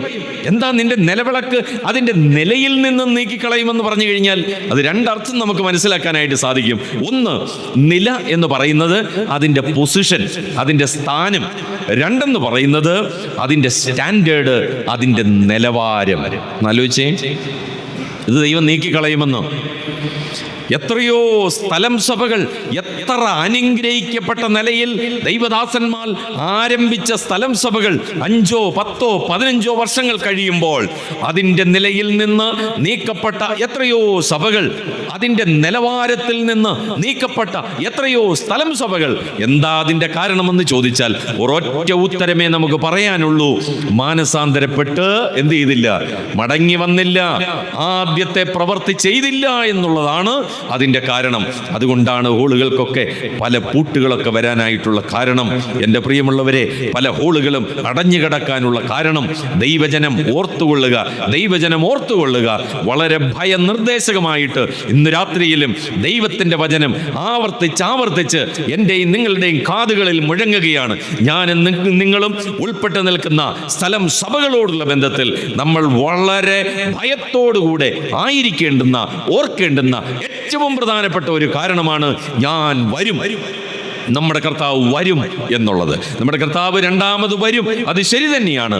എന്നാൽ എൻ്റെ പ്രിയമുള്ളവരെ, ചില വർഷങ്ങൾ കഴിഞ്ഞപ്പോൾ വെളിപ്പാട് പുസ്തകം എഴുതി രേഖയാക്കി ഈ സഭയ്ക്കുള്ള ദൂത് അവർക്ക് കൊടുത്തു കഴിഞ്ഞതിന് ശേഷം വിരലിലെണ്ണാവുന്ന വർഷങ്ങൾ മാത്രമേ അവർക്ക് നിലനിൽക്കാനായിട്ട് സാധിച്ചുള്ളൂ എന്ന് പറഞ്ഞാൽ കർത്താവിനെ അക്ഷയമായിട്ട് സ്നേഹിക്കുന്നവരായിരുന്നു, അനുഗ്രഹിക്കപ്പെട്ട നിലയിൽ ആരംഭിച്ചതായിരുന്നു. പക്ഷേ അവർ വീണിരിക്കുന്നത് എവിടെയാണെന്ന് കർത്താവ് വളരെ വ്യക്തമായിട്ട് ഓർമ്മിപ്പിച്ചിട്ടും അവർക്ക് മടങ്ങി വരാൻ മനസ്സില്ലാഞ്ഞതുകൊണ്ട് അവരെ നിലയിൽ നിന്നും നിലവാരത്തിൽ നിന്നും കർത്താവ് നീക്കിക്കളഞ്ഞു എന്നുള്ളതാണ്. ഇന്നലെ ഞാൻ പറഞ്ഞല്ലോ, വെളിപ്പാട് പുസ്തകം 2-3 അധ്യായങ്ങളിൽ നമ്മുടെ കർത്താവായ യേശു ക്രിസ്തു നായകനും ന്യായാധിപനുമാണ്. നമ്മുടെ കർത്താവായ യേശു ക്രിസ്തു സഭയുടെ നായകനും ന്യായാധിപനുമായിരുന്നു. നമ്മുടെ കർത്താവ് സഭയെ രക്ഷിക്കുക മാത്രമല്ല, സഭയെ ശിക്ഷിക്കുകയും ചെയ്യുന്ന കർത്താവാണ്. സഭയെ തൂക്കി നോക്കുന്ന കർത്താവാണ്. ഇനിയും നമ്മുടെ കർത്താവിൻ്റെ പ്രത്യേകത ഒരെണ്ണം ഞാൻ പറഞ്ഞു, നമ്മുടെ കർത്താവ് സഭയെ തൂക്കി നോക്കുന്നവനാണ്. 2, സഭയുടെ മാതൃകാനുസരമായിട്ടുള്ള കാര്യങ്ങളും കുറവും കൃത്യമായിട്ട് വെളിപ്പെടുത്തി തരുന്ന ഒരു കർത്താവാണ്. അതെങ്ങനെയാണെന്നും ഞാൻ ഇന്നലെ പറയുകയുണ്ടായി. ദൈവദാസന്മാരിലൂടെ, ദൈവവചനത്തിലൂടെ വളരെ കൃത്യമായിട്ട് നമ്മുടെ അനുഗ്രഹിക്കപ്പെട്ട, ഇന്നും ഇവിടെയും ഞങ്ങൾ പറഞ്ഞല്ലോ, മാതൃകാനുസാരമായിട്ടുള്ള പല കാര്യങ്ങളും, അതുപോലെ തന്നെ ദൈവവചനത്തിലൂടെ കുറവുകളും വെളിപ്പെടുത്തുമ്പോൾ, കർത്താവേ ഞങ്ങൾക്ക് തെറ്റു പറ്റിപ്പോയി, ദാനിയേൽ പ്രാർത്ഥിച്ചതുപോലെ, നെഹമ്യാവ് പ്രാർത്ഥിച്ചതുപോലെ, കർത്താവേ ഞങ്ങൾക്ക് തെറ്റുപറ്റി, ഞങ്ങൾ പാപം ചെയ്തു. ദാനിയേലൊക്കെ എന്താ തെറ്റ് ചെയ്തേ? ഒന്നും ചെയ്തില്ല അല്ലേ? നെഹമ്യാവ് എന്താ തെറ്റ് ചെയ്തേ? ഒന്നും ചെയ്തില്ല. പക്ഷെ അവർ പ്രാർത്ഥിച്ചപ്പോൾ ആ ഞങ്ങളെന്നുള്ള പദം ഉപയോഗിക്കാനുള്ള താഴ്മയുണ്ടായിരുന്നു. ഇന്ന് നമ്മളായിരുന്നല്ലോ, തെറ്റെവിടെ കണ്ടോ? കർത്താവെ ഇവര് തെറ്റ് ചെയ്തു പോയി, അല്ലെ ചൂണ്ടിക്കാണിച്ചിട്ട് കർത്താവെ അവര് തെറ്റ് ചെയ്തു. നോ, കർത്താവെ ഞങ്ങൾക്ക് തെറ്റുപറ്റി. കർത്താവിനറിയാം ആരൊക്കെയാ തെറ്റ് ചെയ്തതെന്ന്. പക്ഷെ പ്രാർത്ഥിക്കുമ്പോൾ ആ ഞങ്ങൾ, അതാണ് ഹബക്കൂക്ക് പറഞ്ഞത്, ആണ്ടുകൾ കഴിയും മുമ്പേ നിന്റെ പ്രവൃത്തിയെ ജീവിപ്പിക്കണം ഞങ്ങളിലൂടെ. അതിനിതാ ഞങ്ങൾ സമർപ്പിക്കുന്നു. അതുകൊണ്ട് തീർച്ചയായിട്ടും നമുക്ക് മടങ്ങി വന്ന് കർത്താവിന് വേണ്ടി നിലനിൽക്കുവാനായിട്ട് സാധിക്കുമെന്നുള്ളതിന് യാതൊരു സംശയവുമില്ല. നമ്മുടെ കർത്താവ് മടങ്ങി വരാൻ ആവശ്യപ്പെടുന്ന കർത്താവാണ്. മാത്രമല്ല, മടങ്ങി വരുന്നതിനും മാനസാന്തരപ്പെടുന്നതിനും സമയം തരുന്ന ഒരു കർത്താവാണ്. സമയം തരും, അവസരം തരുന്ന ഒരു കർത്താവാണ്. തുയഥൈര സഭയോടുള്ള ബന്ധത്തിലും ഞാൻ അവൾക്ക് മാനസാന്തരപ്പെടുവാൻ സമയം കൊടുത്തിട്ടും അവൾ മാനസാന്തരപ്പെട്ടില്ലെന്നല്ല, മാനസാന്തരപ്പെടാൻ അവൾക്ക് മനസ്സില്ല. ഒന്നാലോചിച്ചേ, ഇന്ന് ദൈവമക്കൾക്ക് എന്ത് ചോദിച്ചാലും ഉള്ളൊരു ഉത്തരമാണ് എന്താ സംഭവിച്ചതെന്ന് ചോദിക്കുമ്പോൾ ആ മനസ്സാണ് അനുവദിക്കാത്തത്. അപ്പോൾ അവൻ അവിശ്വാസികളുടെ മനസ്സ് കുരുടാക്കുന്നു എന്ന് നമ്മൾ വായിക്കുന്നുണ്ട്. അവിശ്വാസികളുടെ മാത്രമല്ല, ഇന്ന് വിശ്വാസികളുടെ എന്ത് ചെയ്തുകൊണ്ടിരിക്കുക? കുരുടാക്കിക്കൊണ്ടിരിക്കുക, മനസ്സില്ലാത്ത ഒരവസ്ഥ. എൻ്റെ പ്രിയമുള്ളവരെ, മടങ്ങി വരാൻ അതുകൊണ്ടാണ് കർത്താവ് പറഞ്ഞത്, ചെവിയുള്ളവൻ കേൾക്കട്ടെ എന്ന് പറഞ്ഞാൽ അതിന് മറ്റൊരർത്ഥമാണ് മനസ്സുള്ളവൻ കേൾക്കട്ടെ. മനസ്സുള്ളവൻ കേൾക്കട്ടെ, മനസ്സുള്ളവൻ മടങ്ങി വരട്ടെ എന്ന് പറഞ്ഞാൽ ഇത് ചെയ്യണമെന്ന് താല്പര്യമുള്ളവർക്ക് ഇത് കേൾക്കാം. കർത്താവിന് അവസാനമായിട്ട് അത് മാത്രമേ പറയാനായിട്ടുള്ളൂ. ദൈവിക ശിക്ഷാക്രമത്തിലെ ഏറ്റവും ഒടുവിലത്തെ വാക്കാണ് ചെവിയുള്ളവൻ കേൾക്കട്ടെ, മനസ്സുള്ളവൻ മടങ്ങി വരട്ടെ എന്നുള്ളത്. ഇനി നമ്മുടെ കർത്താവിൻ്റെ പ്രത്യേകത എന്ന് പറയുന്നത്, വീണ് നിന്നിടത്ത് നിന്ന് ആരംഭിക്കാൻ ആവശ്യപ്പെടുന്ന ഒരു കർത്താവാണ്. അതിലേക്ക് നമ്മൾ മടങ്ങി വന്നേ മതിയാകുകയുള്ളൂ. ഇനി ഞാൻ അക്കമിട്ട് വളരെ പെട്ടെന്ന് ഏതെല്ലാം കാര്യങ്ങളിൽ എഫേസോസ് സഭ വീണു എന്നുള്ളത്, എഫേസോസ് സഭ അധപ്പതിച്ചു പോയി എന്നുള്ളത് വളരെ പെട്ടെന്ന് ഞാനൊന്ന് സൂചിപ്പിച്ച് മുന്നോട്ട് പോകാം. ഒന്നാമത്തെ പോയിന്റ് എന്ന് പറയുന്നത്, നിങ്ങൾ പഴമയുടെ പുതുമയിലേക്ക് മടങ്ങി വരണം. മനസ്സിലായല്ലോ? നിങ്ങൾ പഴമയുടെ പുതുമയിലേക്ക് നിങ്ങൾ മടങ്ങി വരണം. ഇന്നെല്ലാവർക്കും നമ്മുടെ സഭയ്ക്ക് ഉണർവില്ല, നമ്മുടെ സഭയ്ക്ക് ചില എന്തൊക്കെയോ കുഴപ്പങ്ങളുണ്ട്. നമ്മൾ പറയും മടങ്ങി വരണം, കൂടുതൽ ഉണർവോടെ പ്രവർത്തിക്കണം എന്നൊക്കെ പറയുമ്പോൾ ഇന്ന് നമ്മളുടെ ഇടയിൽ ഒരു പുതിയ കൂട്ടം എഴുന്നേറ്റ് വന്നിട്ടുണ്ട്. നമ്മളുടെ ഇടയിൽ പുതിയ ഒരു ന്യൂ ജെൻസി എന്നൊക്കെ പറയാം അല്ലേ, അത് നമ്മുടെ ഇടയിൽ ധാരാളമുണ്ട്. ജെൻസി അവരുടെ ആഗ്രഹമെന്ന് പറയുന്നത് പഴമയിലേക്ക് മടങ്ങി വരാനല്ല അവർ താല്പര്യപ്പെടുന്നേ, വചനത്തിലേക്ക് മടങ്ങി വരാനല്ല അവർ താല്പര്യപ്പെടുന്നേ, ഒരു പുതുമയിലേക്ക് അവർ ആഗ്രഹിക്കുക. പക്ഷേ നമ്മുടെ കർത്താവ് പറയുന്നത് എന്താ? നിങ്ങൾ മടങ്ങി വന്ന് ആദ്യ നൂറ്റാണ്ടിൽ എങ്ങനെ ദൈവിക പ്രവർത്തനങ്ങൾ നടന്നോ, നിങ്ങൾ എത്രമാത്രം ദൈവത്തോട് ചേർന്നിരുന്നോ, അതുപോലെ നിങ്ങൾ മടങ്ങി വരണമെന്നുള്ളതാണ്. അതാണ് എഫേസോസ് സഭയോട് കർത്താവിന് പറയാനായിട്ടുള്ളത്. നിങ്ങൾ പഴമയുടെ പുതുമയിലേക്ക് നിങ്ങൾ മടങ്ങി വരണം എന്ന് പറഞ്ഞാൽ ദൈവവചനത്തിലേക്ക് നിങ്ങൾ മടങ്ങി വരണം. Back to the Bible. ദൈവവചനത്തിലേക്ക് നിങ്ങൾ മടങ്ങി വരണം. ഒന്നാം നൂറ്റാണ്ടിലെ ആ അനുഭവത്തിലേക്ക് നമ്മൾ മടങ്ങി വരണം. പണ്ടൊക്കെ ഒരു പാട്ടൊക്കെ പാടുമായിരുന്നു, ഇപ്പം ആരും പാടാറില്ല. ആദ്യ നൂറ്റാണ്ടിലെ അനുഭവം പോലെ. അതിൻ്റെ ബാക്കിയൊക്കെ എത്ര ശരിയാണെന്നുള്ളത് എനിക്കറിയത്തില്ല. എൻ്റെ പ്രിയമുള്ള, ആദ്യ നൂറ്റാണ്ടിലെ അനുഭവത്തിലേക്ക് മടങ്ങി വരണമെന്ന് പറയുമ്പോൾ ആ പെന്തക്കോസ് നാളിൽ നടന്ന ആ ഒരു സംഭവത്തിലേക്ക് മടങ്ങി വരണമെന്നല്ല. ആദ്യ നൂറ്റാണ്ടിൽ ഒന്നാമത്തെ ആ ആദ്യ സ്ഥലം സഭകളോടുള്ള ബന്ധത്തിൽ ആദ്യത്തെ അനുഭവത്തിലേക്ക് മടങ്ങി വരണം. എന്തൊക്കെയാണ്? ഒന്ന്, ദൈവവചനത്തിലെ ഉപദേശ സത്യങ്ങളിലേക്ക് മടങ്ങി വരണം. ഇന്ന് ദൈവസഭകൾ ഉപദേശത്തിന് വില കൊടുക്കാതെ മുന്നോട്ട് പോയിക്കൊണ്ടിരിക്കുന്ന ഒരു കാലമാണ്. ഉപദേശത്തിന് എങ്ങനെ വേണം, അതിനെല്ലാം നമ്മൾ പറയുന്ന ഒരു കാര്യമാണ് സ്ഥലം സഭകൾ. എന്ത് ക്ലിയർ ആൻസർ അല്ലേ? ഓരോ സ്ഥലം സഭയും സ്വതന്ത്രമാണ് എന്ന് പറഞ്ഞാൽ അതിൻ്റെ അർത്ഥം എന്താ? ഞങ്ങൾക്ക് ഏത് വിധേനയും കാര്യങ്ങൾ ചെയ്യാം. ഇന്നലെ നമ്മൾ ചിന്തിച്ചു വേറൊരു വാക്ക്, ഏത് വിധേനയുമല്ല, വല്ല വിധേനയും ഈ കാര്യം ഒന്ന് എങ്ങനെയും നടന്നു കിട്ടണം. അപ്പൊ ഏത് വിധേനയും വല്ല വിധേനയുമല്ല, ദൈവവചനത്തിന്റെ ഉപദേശ സത്യങ്ങളിലേക്ക് മടങ്ങി വരണം. ആദ്യത്തെ ഈ എഫേസോസ് സഭയുടെ ചരിത്രത്തിൽ അവിടെ ഒരു നല്ലൊരു പ്രീച്ചർ ഉണ്ടായിരുന്നു. എന്ന് പറഞ്ഞാൽ വാഗ്വൈഭവമുള്ള നമ്മുടെ തിരുവട്ടാർ കൃഷ്ണൻ കുണ്ടിച്ചാനെ പോലെ അക്ഷരങ്ങൾ കൊണ്ട് അമ്മാനമാടുന്ന ഒരു അക്വിലാസ് അവിടെ അല്ല, ഒരു അപ്പല്ലോസ് അവിടെ ഉണ്ടായിരുന്നല്ലേ. പക്ഷേ അപ്പല്ലോസിനൊരു കുഴപ്പമുണ്ടായിരുന്നു. എന്തായിരുന്നു? ഏറിയ വചന നിശ്ചയം ഇല്ലായിരുന്നു. പ്രസംഗിക്കാനൊക്കെ മിടുക്കനാണ്. ഇന്നും ആളുകൾ ഇതേപോലെയാണ്, പാട്ടുപാടാൻ മിടുക്കരാണ്, സുവിശേഷം പറയാൻ മിടുക്കരാണ്. പക്ഷെങ്കിൽ ഉപദേശത്തിൽ എന്തില്ല? നിശ്ചയമില്ല. ഉപദേശി പ്രസംഗിച്ചു, ഉപദേശമൊക്കെ കൊള്ളാം. ആ ഉപദേശിയെ വിളിച്ചുകൊണ്ട് ഒരു കുടുംബം വീട്ടിലേക്ക് പോയി. ഞാൻ മനസ്സിലാക്കുന്നത് നല്ല മൃഷ്ടാന്നമായ ഫുഡൊക്കെ കൊടുത്തു. അത് നിങ്ങളെപ്പോലെ, ഈ തിരുവനന്തപുരംകാരെ പോലെ ഫുഡിനൊന്നും യാതൊരു പഞ്ഞവുമില്ല എന്ന് പറഞ്ഞ അതേപോലെ ഫുഡൊക്കെ കൊടുത്തിട്ട് അതെല്ലാം കഴിഞ്ഞിട്ട് ആ സഭയിലെ ആ ഒരു ദൈവദാസനും ദൈവദാസിയും വളരെ വ്യക്തമായിട്ട് അവനോട് ദൈവവചനത്തിൻ്റെ ഉപദേശ സത്യങ്ങൾ വെളിപ്പെടുത്തി കൊടുത്തു. നമ്മളായിരുന്നു ഒരു നിമിഷം പോലും അത് കേട്ടോണ്ട് അവിടെ ഇരിക്കുവോ? എന്നെ പഠിപ്പിക്കാൻ വന്നേക്കുന്നു.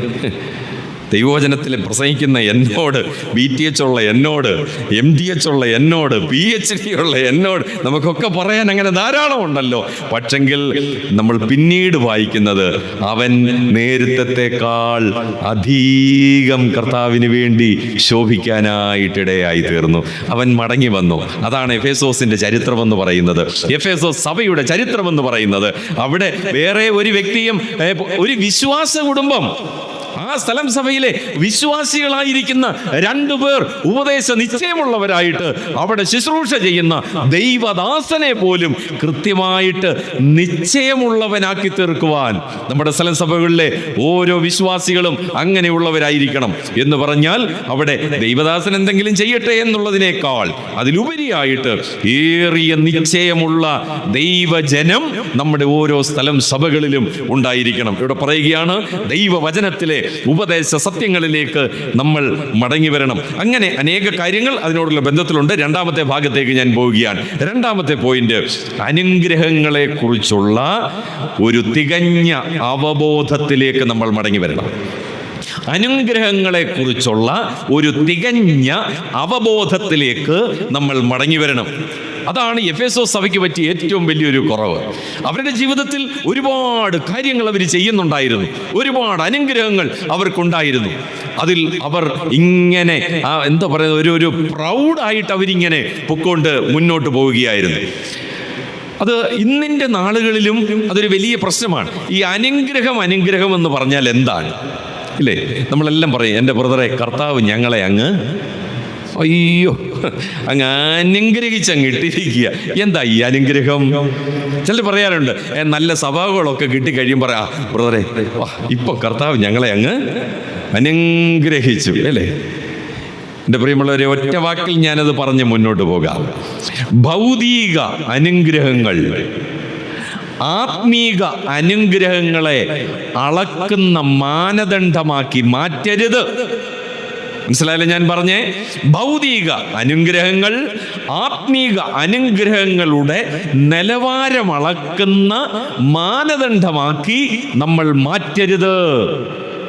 അപ്പോസ്തലനായ പൗലോസ് അവരെ വളരെ വ്യക്തമായിട്ട് പഠിപ്പിച്ചു.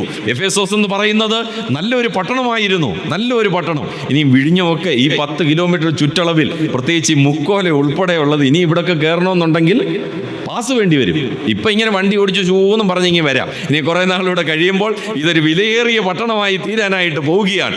എൻ്റെ പ്രിയമുള്ളവരെ, മുക്കോല മാത്രമല്ല, നമ്മുടെ കേരളത്തിൽ അങ്ങോളം ഇങ്ങോളം ഈ ഭൗതികതയുടെ ആഡംബരത്തിൽ ഇന്ന് സഭകളെല്ലാം മാറിക്കഴിഞ്ഞു. അതോടൊപ്പം തന്നെ ആത്മീകമായിട്ട് അനുഗ്രഹങ്ങളുടെ അധപ്പതനത്തിലേക്ക് അവർ പോയി കഴിഞ്ഞു എന്നുള്ളതാണ്. എഫേസോസ് സഭ ആത്മീകമായിട്ട് അതിൻ്റെ ഔന്നത്യത്തിൽ എത്തിപ്പെട്ട ഒരു സഭയായിരുന്നു. ചില വാക്യങ്ങൾ ഞാനൊന്ന് സൂചിപ്പിക്കാം. 1-ാം അധ്യായത്തിൻ്റെ 1 മുതൽ 14 വരെയുള്ള വാക്യങ്ങളിൽ 3 തലങ്ങളിലൂടെ എഫേസോസിലെ വിശ്വാസികൾക്ക് പകർന്നിരിക്കുന്ന അനുഗ്രഹങ്ങളെ കുറിച്ച് പറഞ്ഞിരിക്കുകയാണ്. അത് ആദ്യ ഭാഗം പിതാവായ ദൈവത്തിൽ നിന്നും അവരെ തെരഞ്ഞെടുത്ത് ദത്തെടുത്ത് അവരെ സ്നേഹിച്ച് അനുഗ്രഹിക്കപ്പെട്ട ആ അനുഗ്രഹങ്ങളെ കുറിച്ച് പറയുകയാണ്. രണ്ടാമതായിട്ട് പുത്രനിലൂടെ അവർക്ക് ലഭിച്ചിരിക്കുന്ന അനുഗ്രഹങ്ങൾ, അവരെ വീണ്ടെടുത്ത് മോചിപ്പിച്ച് രക്ഷിച്ചു. ഇതെല്ലാം ആത്മീക അനുഗ്രഹങ്ങളുടെ ഒരു ലിസ്റ്റാണ്. അതിൻ്റെ ഏറ്റവും ഒടുവിൽ 13-14 വാക്യങ്ങളിൽ പരിശുദ്ധാത്മാവിലൂടെ ലഭിക്കുന്ന അനുഗ്രഹങ്ങൾ, പരിശുദ്ധാത്മാവിനാൽ അവരെ മുദ്രയിട്ടു, അവരെ അഭിഷേകം ചെയ്തു. എൻ്റെ പ്രിയമുള്ളവരെ, ത്രിയേക ദൈവത്താൽ ഒരു സഭ എത്രത്തോളം അനുഗ്രഹിക്കപ്പെട്ടിരിക്കുന്നു എന്നുള്ളത് അത് അനുഗ്രഹത്തിൻ്റെ ഒരു മാനദണ്ഡമാണ്. ഇനി അത് മാത്രമല്ല, ഈ എഫേസ്യ ലേഖനത്തിൽ മാത്രമാണ് ഈ ആത്മീക ധനത്തെക്കുറിച്ച് കൂടുതൽ പറഞ്ഞിരിക്കുന്നത്. കാരണം അതുകൊണ്ടാണ് ഈ പണ്ഡിതന്മാരൊക്കെ, പഠിതാക്കളല്ല പണ്ഡിതന്മാർ പറഞ്ഞിരിക്കുന്നത് എഫേസ്യ ലേഖനമാണ് ലേഖനങ്ങളുടെ രാജ്ഞി, അല്ലെങ്കിൽ എന്ന് പറഞ്ഞാൽ ക്യൂൻ ഓഫ് ദി എപ്പിസൽ എന്നാണ് പറയുന്നത്. കാരണം അത്രമാത്രം ഇമ്പോർട്ടൻ്റ് ആണ് എഫേസ്യ ലേഖനം. റോമാലേഖനത്തെക്കുറിച്ചും ചിലരൊക്കെ അങ്ങനെ പറയുന്നുണ്ട്. അപ്പോൾ ഈ 2 ലേഖനങ്ങളിലാണ് ആത്മീക ധനത്തിൻ്റെ ഔന്നത്യത്തെക്കുറിച്ച് കൂടുതലായിട്ട് പ്രതിപാദിച്ചിരിക്കുന്നത്. വാക്യങ്ങൾ ഞാൻ പറയാം. 1-ാം അധ്യായത്തിൻ്റെ 8-ാമത്തെ വാക്യം, കൃപാധനം. ഒരു വ്യക്തിയിൽ ദൈവത്തിൻ്റെ കൃപ എത്രത്തോളം വ്യാപരിക്കുന്നു എന്നുള്ളത് അവൻ എത്രമാത്രം ദൈവത്താൽ അനുഗ്രഹിക്കപ്പെട്ടവനാണെന്നുള്ളതിൻ്റെ തെളിവാണ്. പലരും ഇന്ന് പറയാറുണ്ട്, ബ്രദർ, ഈ കൃപയെന്ന് പറഞ്ഞാൽ എന്തുവാ? എന്നാലോചിച്ചോണേ, രക്ഷിക്കപ്പെട്ടിട്ട് ആണ്ടുകളായതാ. ബ്രദർ, ഈ കൃപയിൽ ശുശ്രൂഷിക്കുക എന്ന് പറഞ്ഞാൽ എന്താ? അങ്ങോട്ട് മനസ്സിലാവുന്നില്ല. ഈ കൃപയിൽ വളരുക എന്ന് പറഞ്ഞാൽ എന്താ? പിടി കിട്ടുന്നില്ല. ഈ കൃപയിൽ ശക്തിപ്പെടുക എന്ന് പറഞ്ഞാൽ എന്താ? ഒട്ടും പിടി കിട്ടുന്നില്ല. അങ്ങനെ ആരെങ്കിലും എന്നെ ശ്രവിക്കുന്നുണ്ടെങ്കിൽ ആത്മീകമായ ധനം നഷ്ടപ്പെട്ടുകൊണ്ടിരിക്കുകയാണ്. ആദ്യ സ്നേഹത്തിൽ നിന്ന്. ഇതെന്താണെന്ന് ഞാൻ ഒന്ന് പറഞ്ഞ് മനസ്സിലാക്കി തരാം. നമ്മൾ രക്ഷിക്കപ്പെട്ട ആ നാളുകളിലേക്കൊന്ന് തിരിഞ്ഞുപോയേ. രക്ഷിക്കപ്പെട്ട ആ നാളുകളിലേക്ക് നമ്മൾ സുവിശേഷം പറയാനുള്ള നമ്മുടെ ഒരു വ്യഗ്രത ഉണ്ടായിരുന്നില്ലേ? പ്രാർത്ഥിക്കാൻ, ദൈവസഭയിൽ ആരാധനയ്ക്ക് പോകാൻ, സ്തോത്രം ചെയ്യാൻ. ഇന്ന് നമ്മൾ അതേ ഊഷ്മളത ഇന്നുണ്ടോ? നമുക്ക് ഇല്ലെങ്കിൽ ഒരർത്ഥം കൃപയിൽ നിന്ന് അകന്നുപോയി, കൃപയിൽ നിന്ന് വീണുകൊണ്ടിരിക്കുകയാണ്. അതുകൊണ്ടാ പറയുന്നത്, സകല മനുഷ്യർക്കും രക്ഷാകരമായ ദൈവകൃപ ഉദിച്ചുവല്ലോ.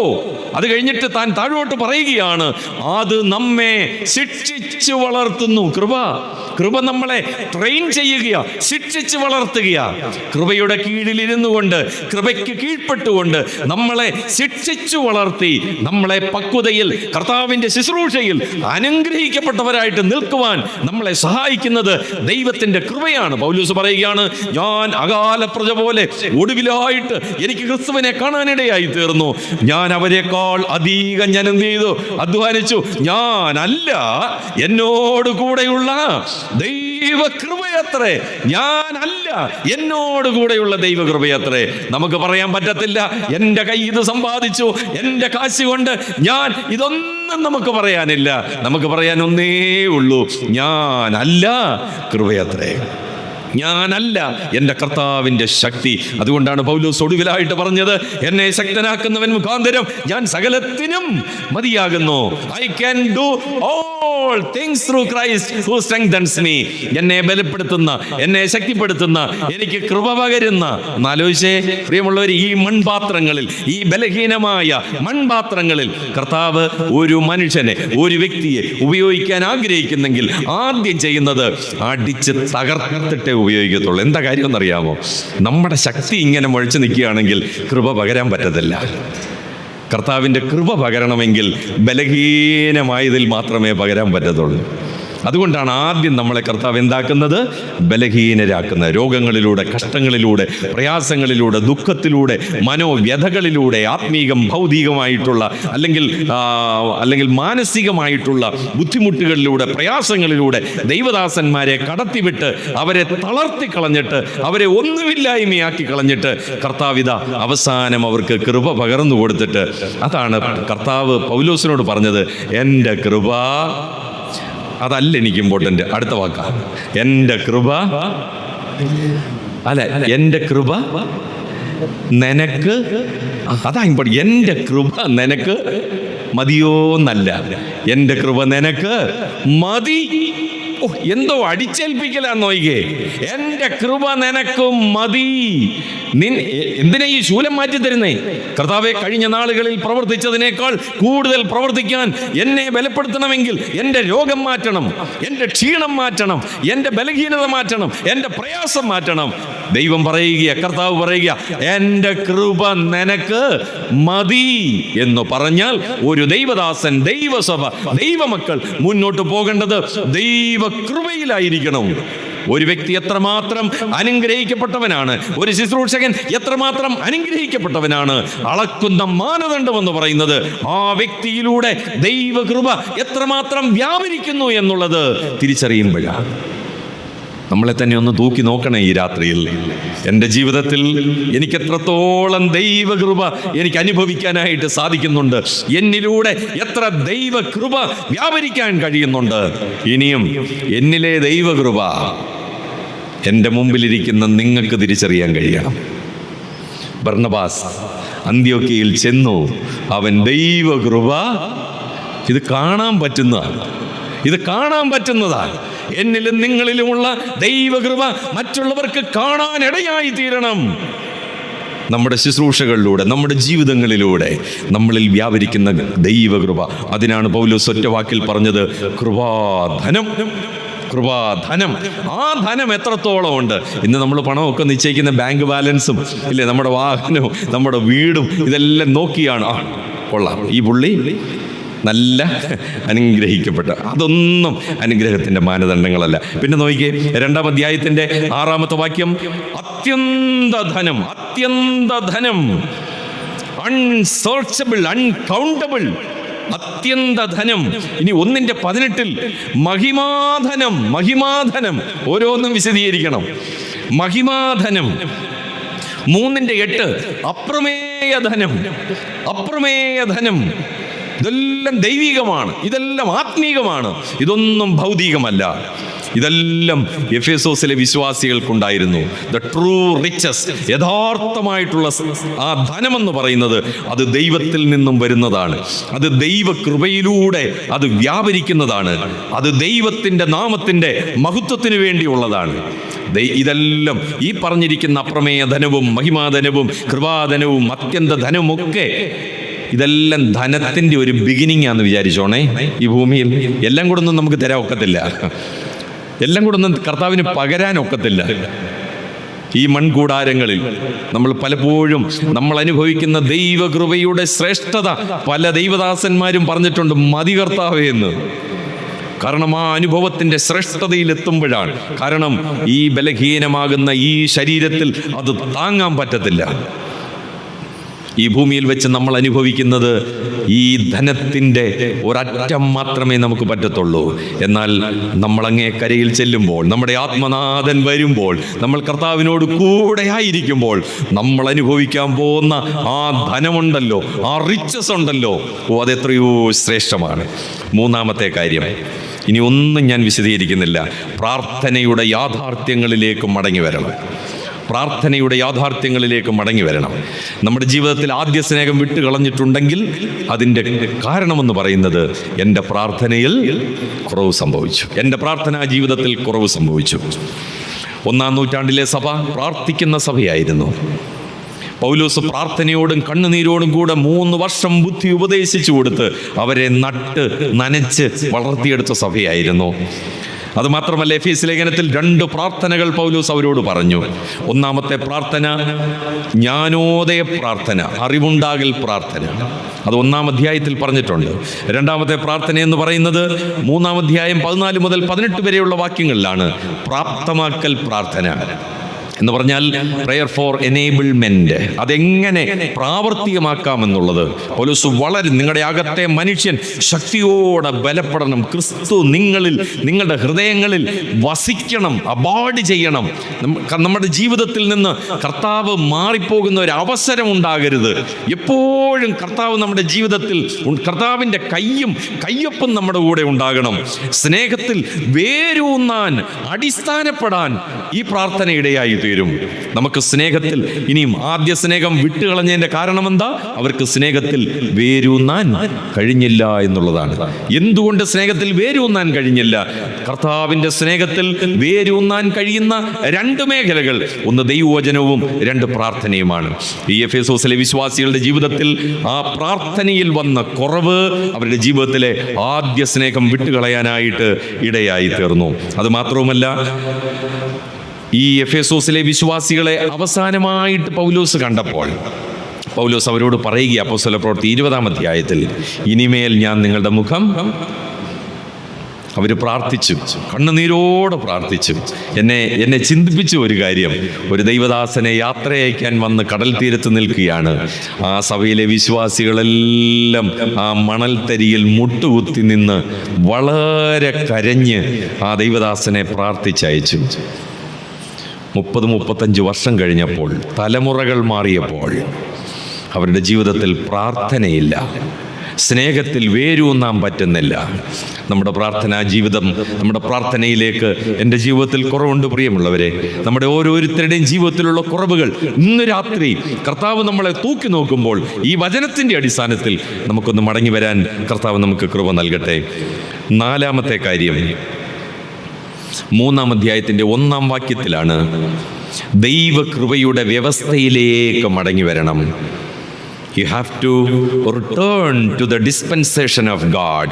ദൈവകൃപയുടെ വ്യവസ്ഥയിലേക്ക് നിങ്ങൾ മടങ്ങി വരണം. എഫേസ്യ ലേഖനം 1:10 കാലസമ്പൂർണതയുടെ വ്യവസ്ഥ, 3:2 ദൈവകൃപയുടെ വ്യവസ്ഥ, 3:9 ദൈവമർമ്മങ്ങളുടെ വ്യവസ്ഥ. ഇതെല്ലാം എഫേസ്യ ലേഖനത്തിലാണ് പറഞ്ഞിരിക്കുന്നത്. ബാക്കി 2 വ്യവസ്ഥകൾ, ഒന്ന് കൊരിന്ത്യ ലേഖനത്തിലും ഒന്ന് കൊലോസ്യ ലേഖനത്തിലുമാണ് പറഞ്ഞിരിക്കുന്നത്. ഇവർ ദൈവ വ്യവസ്ഥകളെല്ലാം വിട്ടു, ദൈവത്തിൻ്റെ ഡിസ്പെൻസേഷൻ എല്ലാം വിട്ടു. ദൈവത്തിന് എല്ലാത്തിനും ഒരു വ്യവസ്ഥയുണ്ട്, ഒരു മാനദണ്ഡമുണ്ട്, അതിനൊരു ക്രമീകരണമുണ്ട്. അതിനൊരു സിസ്റ്റമാറ്റിക് ആയിട്ടുള്ള കാര്യങ്ങൾ ദൈവത്തിനുണ്ട്. ദൈവസഭയ്ക്ക് അത് വേണം. ഇവർ ദൈവ വ്യവസ്ഥയിൽ നിന്ന് അവർ മാറ്റപ്പെട്ടു, ദൈവ വ്യവസ്ഥയിൽ നിന്ന് അവർ മടങ്ങിപ്പോയി. കർത്താവ് പറയുകയാണ്, നിങ്ങൾ ഏതിൽ നിന്ന് വീണിരിക്കുന്നു എന്നോർത്ത് നിങ്ങൾ അതിലേക്ക് മടങ്ങി വരണം, നിങ്ങൾ മാനസാന്തരപ്പെടണം, നിങ്ങൾ ആദ്യ പ്രവൃത്തിയിലേക്ക് വരണം. 5-ാമത്തെ കാര്യം 4-ാം അധ്യായം 16-ാമത്തെ വാക്യത്തിലാണ്. വളർച്ചയ്ക്ക് അല്ലെങ്കിൽ വർധനയ്ക്കായുള്ള വളർച്ച. വർധനയ്ക്കായുള്ള വളർച്ച എന്ന് പറഞ്ഞാൽ കേവലം വളർച്ചയല്ല, വർധനയ്ക്കായുള്ള. വർധന എന്ന് പറഞ്ഞാൽ മൾട്ടിപ്ലിക്കേഷൻ. ഓരോ കാലങ്ങൾ കഴിയും തോറും ആത്മീക ജീവിതം എന്ന് പറയുന്നത് ദൈവമക്കളുടെ ജീവിതത്തിൽ അത് മൾട്ടിപ്ലൈ ചെയ്തുകൊണ്ടിരിക്കണം. അതിനുവേണ്ടി ഇന്ന് ഞാൻ വളരണം, നമ്മൾ വളരണം. ദൈവസഭ എന്ന് പറയുന്നത് ഒരു ജീവൽ ബന്ധമാണ്, എ ലിവിങ് ഓർഗാനിസമാണ്. ലിവിങ് ഓർഗാനിസം, ജീവൽ ഘടനയാണ്. 3 തരത്തിൽ എഫേസോസിലെ വിശ്വാസികൾ വളരണമെന്ന് പൗലോസ് പറഞ്ഞു. 1, ഉയരത്തിലേക്ക് വളരണം, 4:15. 2, 3:16 ആഴത്തിലേക്ക് വളരണമെന്ന് പറഞ്ഞു. 3-ാമത്തെ കാര്യം 1:7 ആന്തരികമായിട്ട് വളരണമെന്ന് പറഞ്ഞു. നോക്കിയ വളർച്ച ജീവൽ ബന്ധത്തിൽ ഉയരത്തിലേക്ക്, ആഴത്തിലേക്ക്, അതുപോലെ തന്നെ ആന്തരികമായിട്ട് വളരണം. പൗലോസ് പറഞ്ഞു, നിങ്ങൾ ഇന്ന പോലെ ചെയ്താൽ വളരുവാൻ ഇടയാകും. അവരത് കേട്ടില്ല. ആദ്യകാലങ്ങളിൽ കേട്ടു, അവരുടെ പിതാക്കന്മാരൊക്കെ അത് കേട്ടു. പക്ഷെ കാലങ്ങൾ കഴിഞ്ഞപ്പോൾ കൊടിയ ചെന്നായ്ക്കൾ അവരുടെ ഇടയിലേക്ക് വന്നിട്ട് എങ്ങനെങ്കിലും ആകാമെന്നുള്ള ഒരു സാഹചര്യത്തിലേക്ക് വന്നപ്പോൾ അവരുടെ ആദ്യ സ്നേഹം വിട്ടുകളയാൻ ഇടയായി തീർന്നു. 6-ാമത്തെ കാര്യം, ആത്മനിയന്ത്രിത സമർപ്പണത്തിലേക്ക് നിങ്ങൾ മടങ്ങി വരണം. ആത്മനിയന്ത്രിത സമർപ്പണത്തിലേക്ക് മടങ്ങി വരണം. 5-ാം അധ്യായം 21-ാമത്തെ വാക്യം. സമയം തക്കത്തിൽ ഉപയോഗിക്കണം. ഇംഗ്ലീഷിൽ പറയുന്നത് റിഡീം യുവർ ടൈം എന്നാണ്. എന്ന് പറഞ്ഞാൽ സമയം വീണ്ടെടുക്കണം. അതായത് നഷ്ടപ്പെട്ട സമയത്തെ തിരിച്ചു കൊണ്ടുവരണം. പലരും പറയാറുണ്ട്, ബ്രദറെ 60 വയസ്സായി, 70-ആയി, 80-ആയി, എൻ്റെ സമയം ഏതാണ്ട്. അത് പറയാൻ തുടങ്ങിയിട്ട് കുറേ നാളായി. അങ്ങനെ ഇങ്ങനെയൊന്നും പോകത്തില്ല. മാനസാന്തരപ്പെട്ട് മടങ്ങി വന്ന് ആദ്യത്തെ പ്രവൃത്തി ചെയ്തിട്ടേ എന്ത് ചെയ്യത്തുള്ളൂ, പോത്തുള്ളൂ. കാരണം ഇവിടെ വെച്ച് ചെയ്യാനുള്ളതെല്ലാം കർത്താവ് നമ്മളെ കൊണ്ട് എന്ത് ചെയ്യും, ചെയ്യിപ്പിച്ചിരിക്കും. നമ്മൾ രക്ഷിക്കപ്പെട്ടവരാണെങ്കിൽ ഏത് പ്രയാസങ്ങളിലൂടെയാണെങ്കിലും, കഷ്ടത. പലരും ചോദിച്ചിട്ടില്ലേ, എൻ്റെ ദൈവമേ, ഈ ദൈവദാസൻ, ഈ സഭ, ഈ സഹോദരി എന്തിനാ ഇത്രയും കഷ്ടതയിലൂടെ? നമുക്ക് ചോദിക്കാൻ അധികാരമില്ല. പക്ഷെ ഒരു കാര്യം എനിക്ക് ഉറപ്പാണ്, എന്നെ എത്രയും ശ്രേഷ്ഠതയോടെ, തേജസ്സോടെ എൻ്റെ കർത്താവിൻ്റെ മുമ്പിൽ എന്നെ നിർത്തുന്ന ഒരു പ്രക്രിയയിലൂടെയാണ് ഞാൻ കടന്നു പോകുന്നത് എന്നുള്ള തിരിച്ചറിവാണ് നമ്മുടെ ജീവിതത്തിലെ ഏറ്റവും ശ്രേഷ്ഠമായിട്ടുള്ള ഒരു കാര്യം. ദൈവത്തിൻ്റെ പരിശുദ്ധാത്മാവിനെ കുറിച്ച് ഏറ്റവും കൂടുതൽ പറഞ്ഞിരിക്കുന്ന എഫേസ്യ ലേഖനത്തിലാണ്. നിങ്ങളൊന്ന് വീട്ടിൽ പോയി വായിച്ചു നോക്കണേ. 1:14, 1:17, 2:18, 3:16, 4:3, 4:23, 5:18, 6:17, 6:18. ഇതെല്ലാം ദൈവാത്മാവിൽ നിങ്ങൾ ചെയ്യണമെന്ന് പറഞ്ഞു. പക്ഷെ ഇതെല്ലാം അവർ ജഡത്തിൽ ചെയ്യാൻ തുടങ്ങി. പിന്നീട് ആത്മാവ് കൊണ്ടും പ്രാർത്ഥിക്കാം, ആത്മാവ് കൊണ്ടും പ്രസംഗിക്കാം, ആത്മാവ് കൊണ്ടും പാടാം. ഇല്ലേ, ഒന്നാലോചിച്ചേ. ഇതെല്ലാം സംഭവിക്കാം. ഇതെല്ലാം നമ്മുടെ ജീവിതത്തിൽ നമ്മൾ ചെയ്യുന്നതാണല്ലോ. പക്ഷെ ദൈവകൃപയിൽ നിന്ന് വീണു പോകരുതേ. ആത്മാവിനാൽ ആത്മനിയന്ത്രിത സമർപ്പണത്തിലേക്ക് പറയുന്ന അവൻ സകല സത്യത്തിലും നിങ്ങളെ വഴി നടത്തും. 7-ാമത്തെ കാര്യം, വിശ്വസ്ത ശുശ്രൂഷകളിലേക്ക് മടങ്ങി വരണം. എന്നെ ഏറ്റവും കൂടുതൽ സന്തോഷിപ്പിച്ച ഒരു കാര്യം, ആ എഫേസ്യ ലേഖനം ആരംഭിക്കുന്നത്, നിങ്ങളൊക്കെ ബൈബിൾ അടച്ചെന്ന് എനിക്കറിയാം. എഫേസ്യ ലേഖനം 1-ാം അധ്യായം 1-ാം വാക്യം. ആ എഫേസോസിലുള്ള മലയാളം ബൈബിളിൽ ഇങ്ങനെ വിശ്വാസികളായ, അല്ലേ, വിശ്വാസികളായ എന്നാ രേഖപ്പെടുത്തിയേക്കുന്നേ. പക്ഷേ ഒറിജിനലിൽ അങ്ങനല്ല, ഇംഗ്ലീഷിലും അങ്ങനല്ല, വിശ്വസ്തരായ. സ്തോത്രം. എഫേസോസിലുള്ള വിശ്വാസികൾ അവർ കേവലം വിശ്വാസികളല്ല, അവരെല്ലാവരും ആരായിരുന്നു? വിശ്വസ്തരായിരുന്നു. തിഹിക്കോസ്, അവിടെ ഒരു ശുശ്രൂഷകൻ വിശ്വസ്ത ശുശ്രൂഷകൻ. സ്തോത്രം.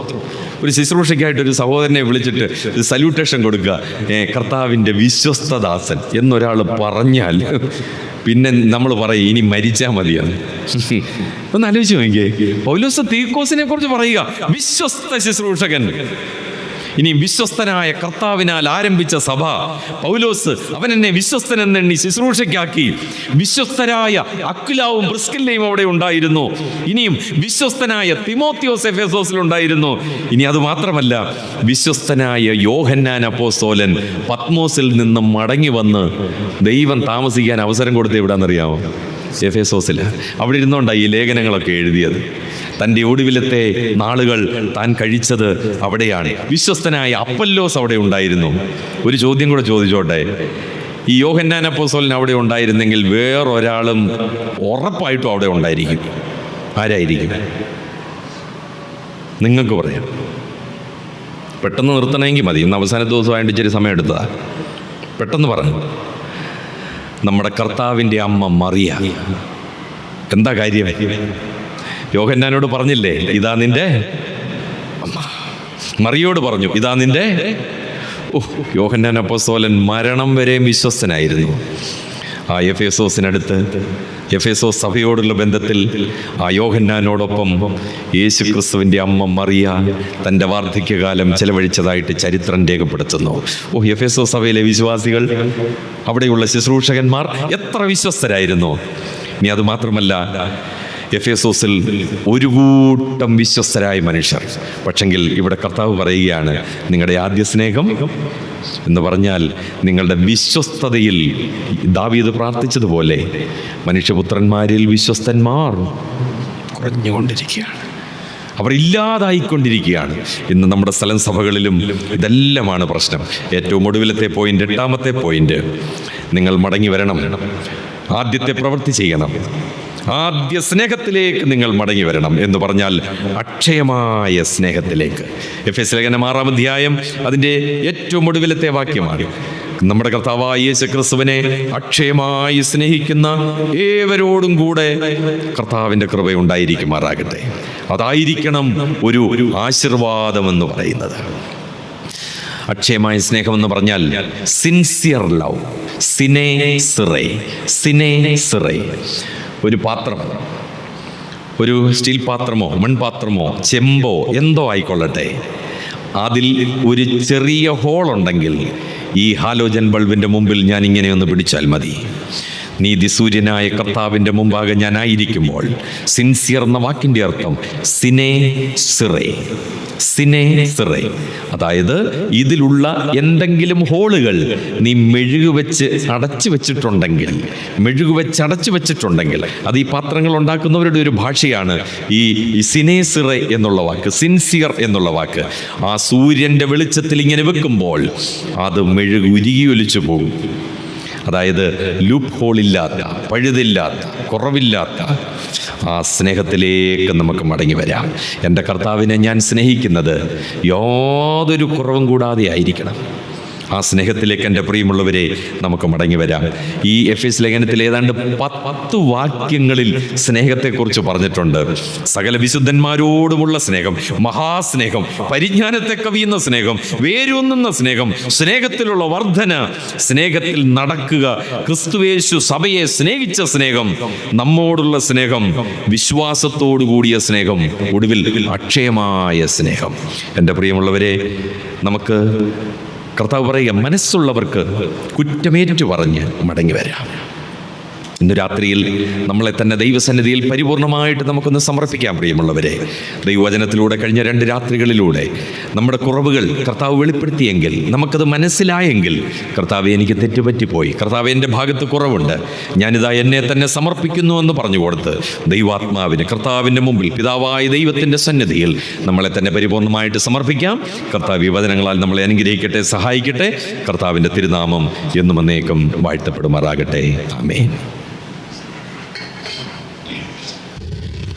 ഈ അനുഗ്രഹിക്കപ്പെട്ട രാത്രിയിൽ ദൈവത്തിൻ്റെ മാറ്റമില്ലാത്ത വചനം വളരെ ആഴമേറിയ രീതിയിൽ നമുക്ക് മനസ്സിലാക്കുവാനും അത് ഉൾക്കൊള്ളുവാനും കർത്താവ് കൃപ ചെയ്തു. അതോർത്ത് നമുക്ക് ദൈവത്തിന് നന്ദിയോടുകൂടെ സ്തോത്രം ചെയ്യാം. ഈ സന്ദേശങ്ങളുടെ രത്നച്ചുരുക്കം എന്ന് പറയുന്നത് മാനസാന്തരം എന്നുള്ളതാണ്. ക്രൈസ്തവ സഭ വിശ്വാസികൾ മാനസാന്തരപ്പെടണം. മാനസാന്തരം എന്ന വാക്കിൻ്റെ ലളിതമായ അർത്ഥം എന്ന് പറയുന്നത് പോയിക്കൊണ്ടിരിക്കുന്ന വഴിയിൽ നിന്നൊരു യൂടേൺ എടുത്ത് തിരിഞ്ഞു വരിക എന്നുള്ളതാണ്.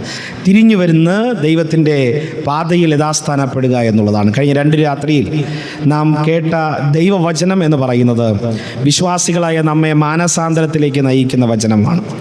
മാനസാന്തരം പാപികൾക്ക് മാത്രമല്ല ആവശ്യം, നമുക്ക് ആവശ്യമാണ്.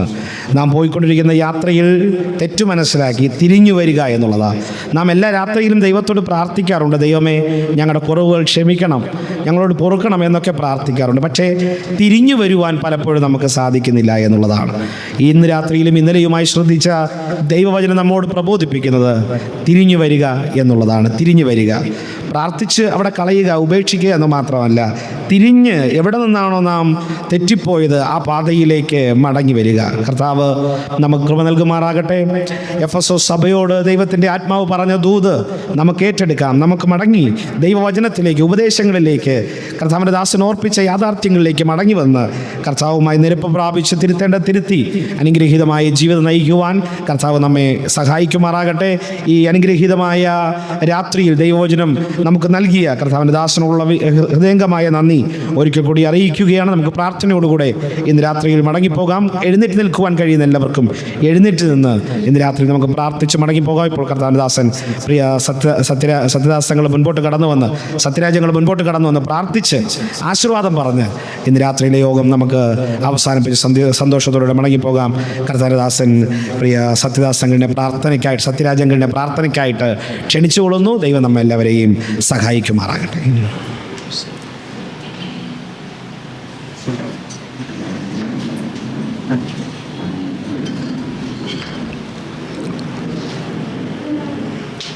നാം എഴുന്നേറ്റ് നിൽക്കുന്ന അവസ്ഥയിൽ തന്നെ നമ്മുടെ ഹൃദയങ്ങൾ ദൈവസന്നിധിയിൽ താഴ്ത്താം.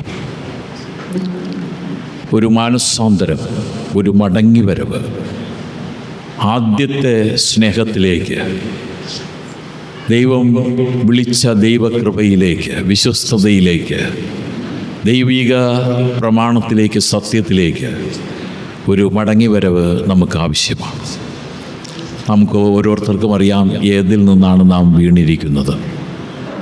അതോർത്ത് നമുക്ക് ദൈവസന്നിധിയിൽ ഇന്നത്തെ വചനങ്ങൾ കേൾവി വ്യക്തിപരമായ സഭയുടെയൊക്കെ അഭിവൃദ്ധിക്ക്, മാനസാന്തരത്തിനൊരു മടങ്ങിവരവിന് കാരണമായി തീരുവാൻ തക്കവണ്ണം ദൈവം ഇടയാക്കുമാറാകട്ടെ. വാഴ്ത്തപ്പെട്ട ദൈവമേ, സ്വർഗ്ഗസ്ഥ പിതാവേ, അങ്ങ് ഞങ്ങളിൽ നിന്നും ആഗ്രഹിക്കുന്ന, പ്രതീക്ഷിക്കുന്ന ഒരു വലിയ സത്യം ഞങ്ങളെ ഇന്ന് കേൾപ്പിച്ചതിനായിട്ട് സ്തോത്രം. ഞങ്ങൾക്ക് മടങ്ങിവരവ് ആവശ്യമാണ്. എഫെസോസ് സഭയോട് ഉദ്ബോധിപ്പിക്കുന്ന പ്രധാനപ്പെട്ട കാര്യം, ആദ്യ സ്നേഹം നീ വിട്ടുകളഞ്ഞു എന്നൊരു കുറവ് നിന്നെക്കുറിച്ച് പറവാനുണ്ട്. അതുകൊണ്ട് മടങ്ങി വരണം. മടങ്ങി വന്നില്ല എങ്കിൽ എന്ത് വരും, എന്ത് ചെയ്യും എന്നുള്ളതും പറഞ്ഞു. ഞാൻ വരും. കർത്താവേ, അങ്ങ് പിന്മാറ്റത്തിലേക്ക് പോയിരിക്കുന്നവരുടെ കൂടെ ആയിരിക്കാനായിട്ട് ആഗ്രഹിക്കുന്നില്ല. അങ്ങ് മാറി നിൽക്കുകയാണ്. മടങ്ങി വരുമ്പോൾ അങ്ങ് ഞങ്ങളെ ചേർത്തുകൊള്ളുന്ന നല്ല സ്നേഹമുള്ള പിതാവായിരിക്കുന്ന കൃപയോർത്ത് നന്ദിയോടെ സ്തോത്രം. മടങ്ങി വന്നില്ല എങ്കിൽ അങ്ങ് ന്യായവിധിക്കായിട്ട് ഞങ്ങളെ കർത്താവെ ശിക്ഷിക്കുവാനായിട്ട് വരും. ഞങ്ങളുടെ നിലവിളക്ക് ആ നിലയിൽ നിന്ന് നീക്കിക്കളയും എന്ന് ഞങ്ങളെ ഓർപ്പിച്ചു. കർത്താവെ, പലരും മാനസാന്തരപ്പെട്ടില്ല. തിരുവചനത്തിൽ കയ്യീൻ മടങ്ങി വന്നില്ല, ശിംശോൻ മടങ്ങി വന്നില്ല, കർത്താവെ ആഹാബ് ഇസബേൽ മടങ്ങി വന്നില്ല. അവരെയൊക്കെ ദൈവം ആക്കി ശിക്ഷിച്ച കാര്യം കർത്താവെ ഞങ്ങൾക്ക് വാണിങ്ങായിട്ട് നൽകപ്പെട്ടിരിക്കുന്നു.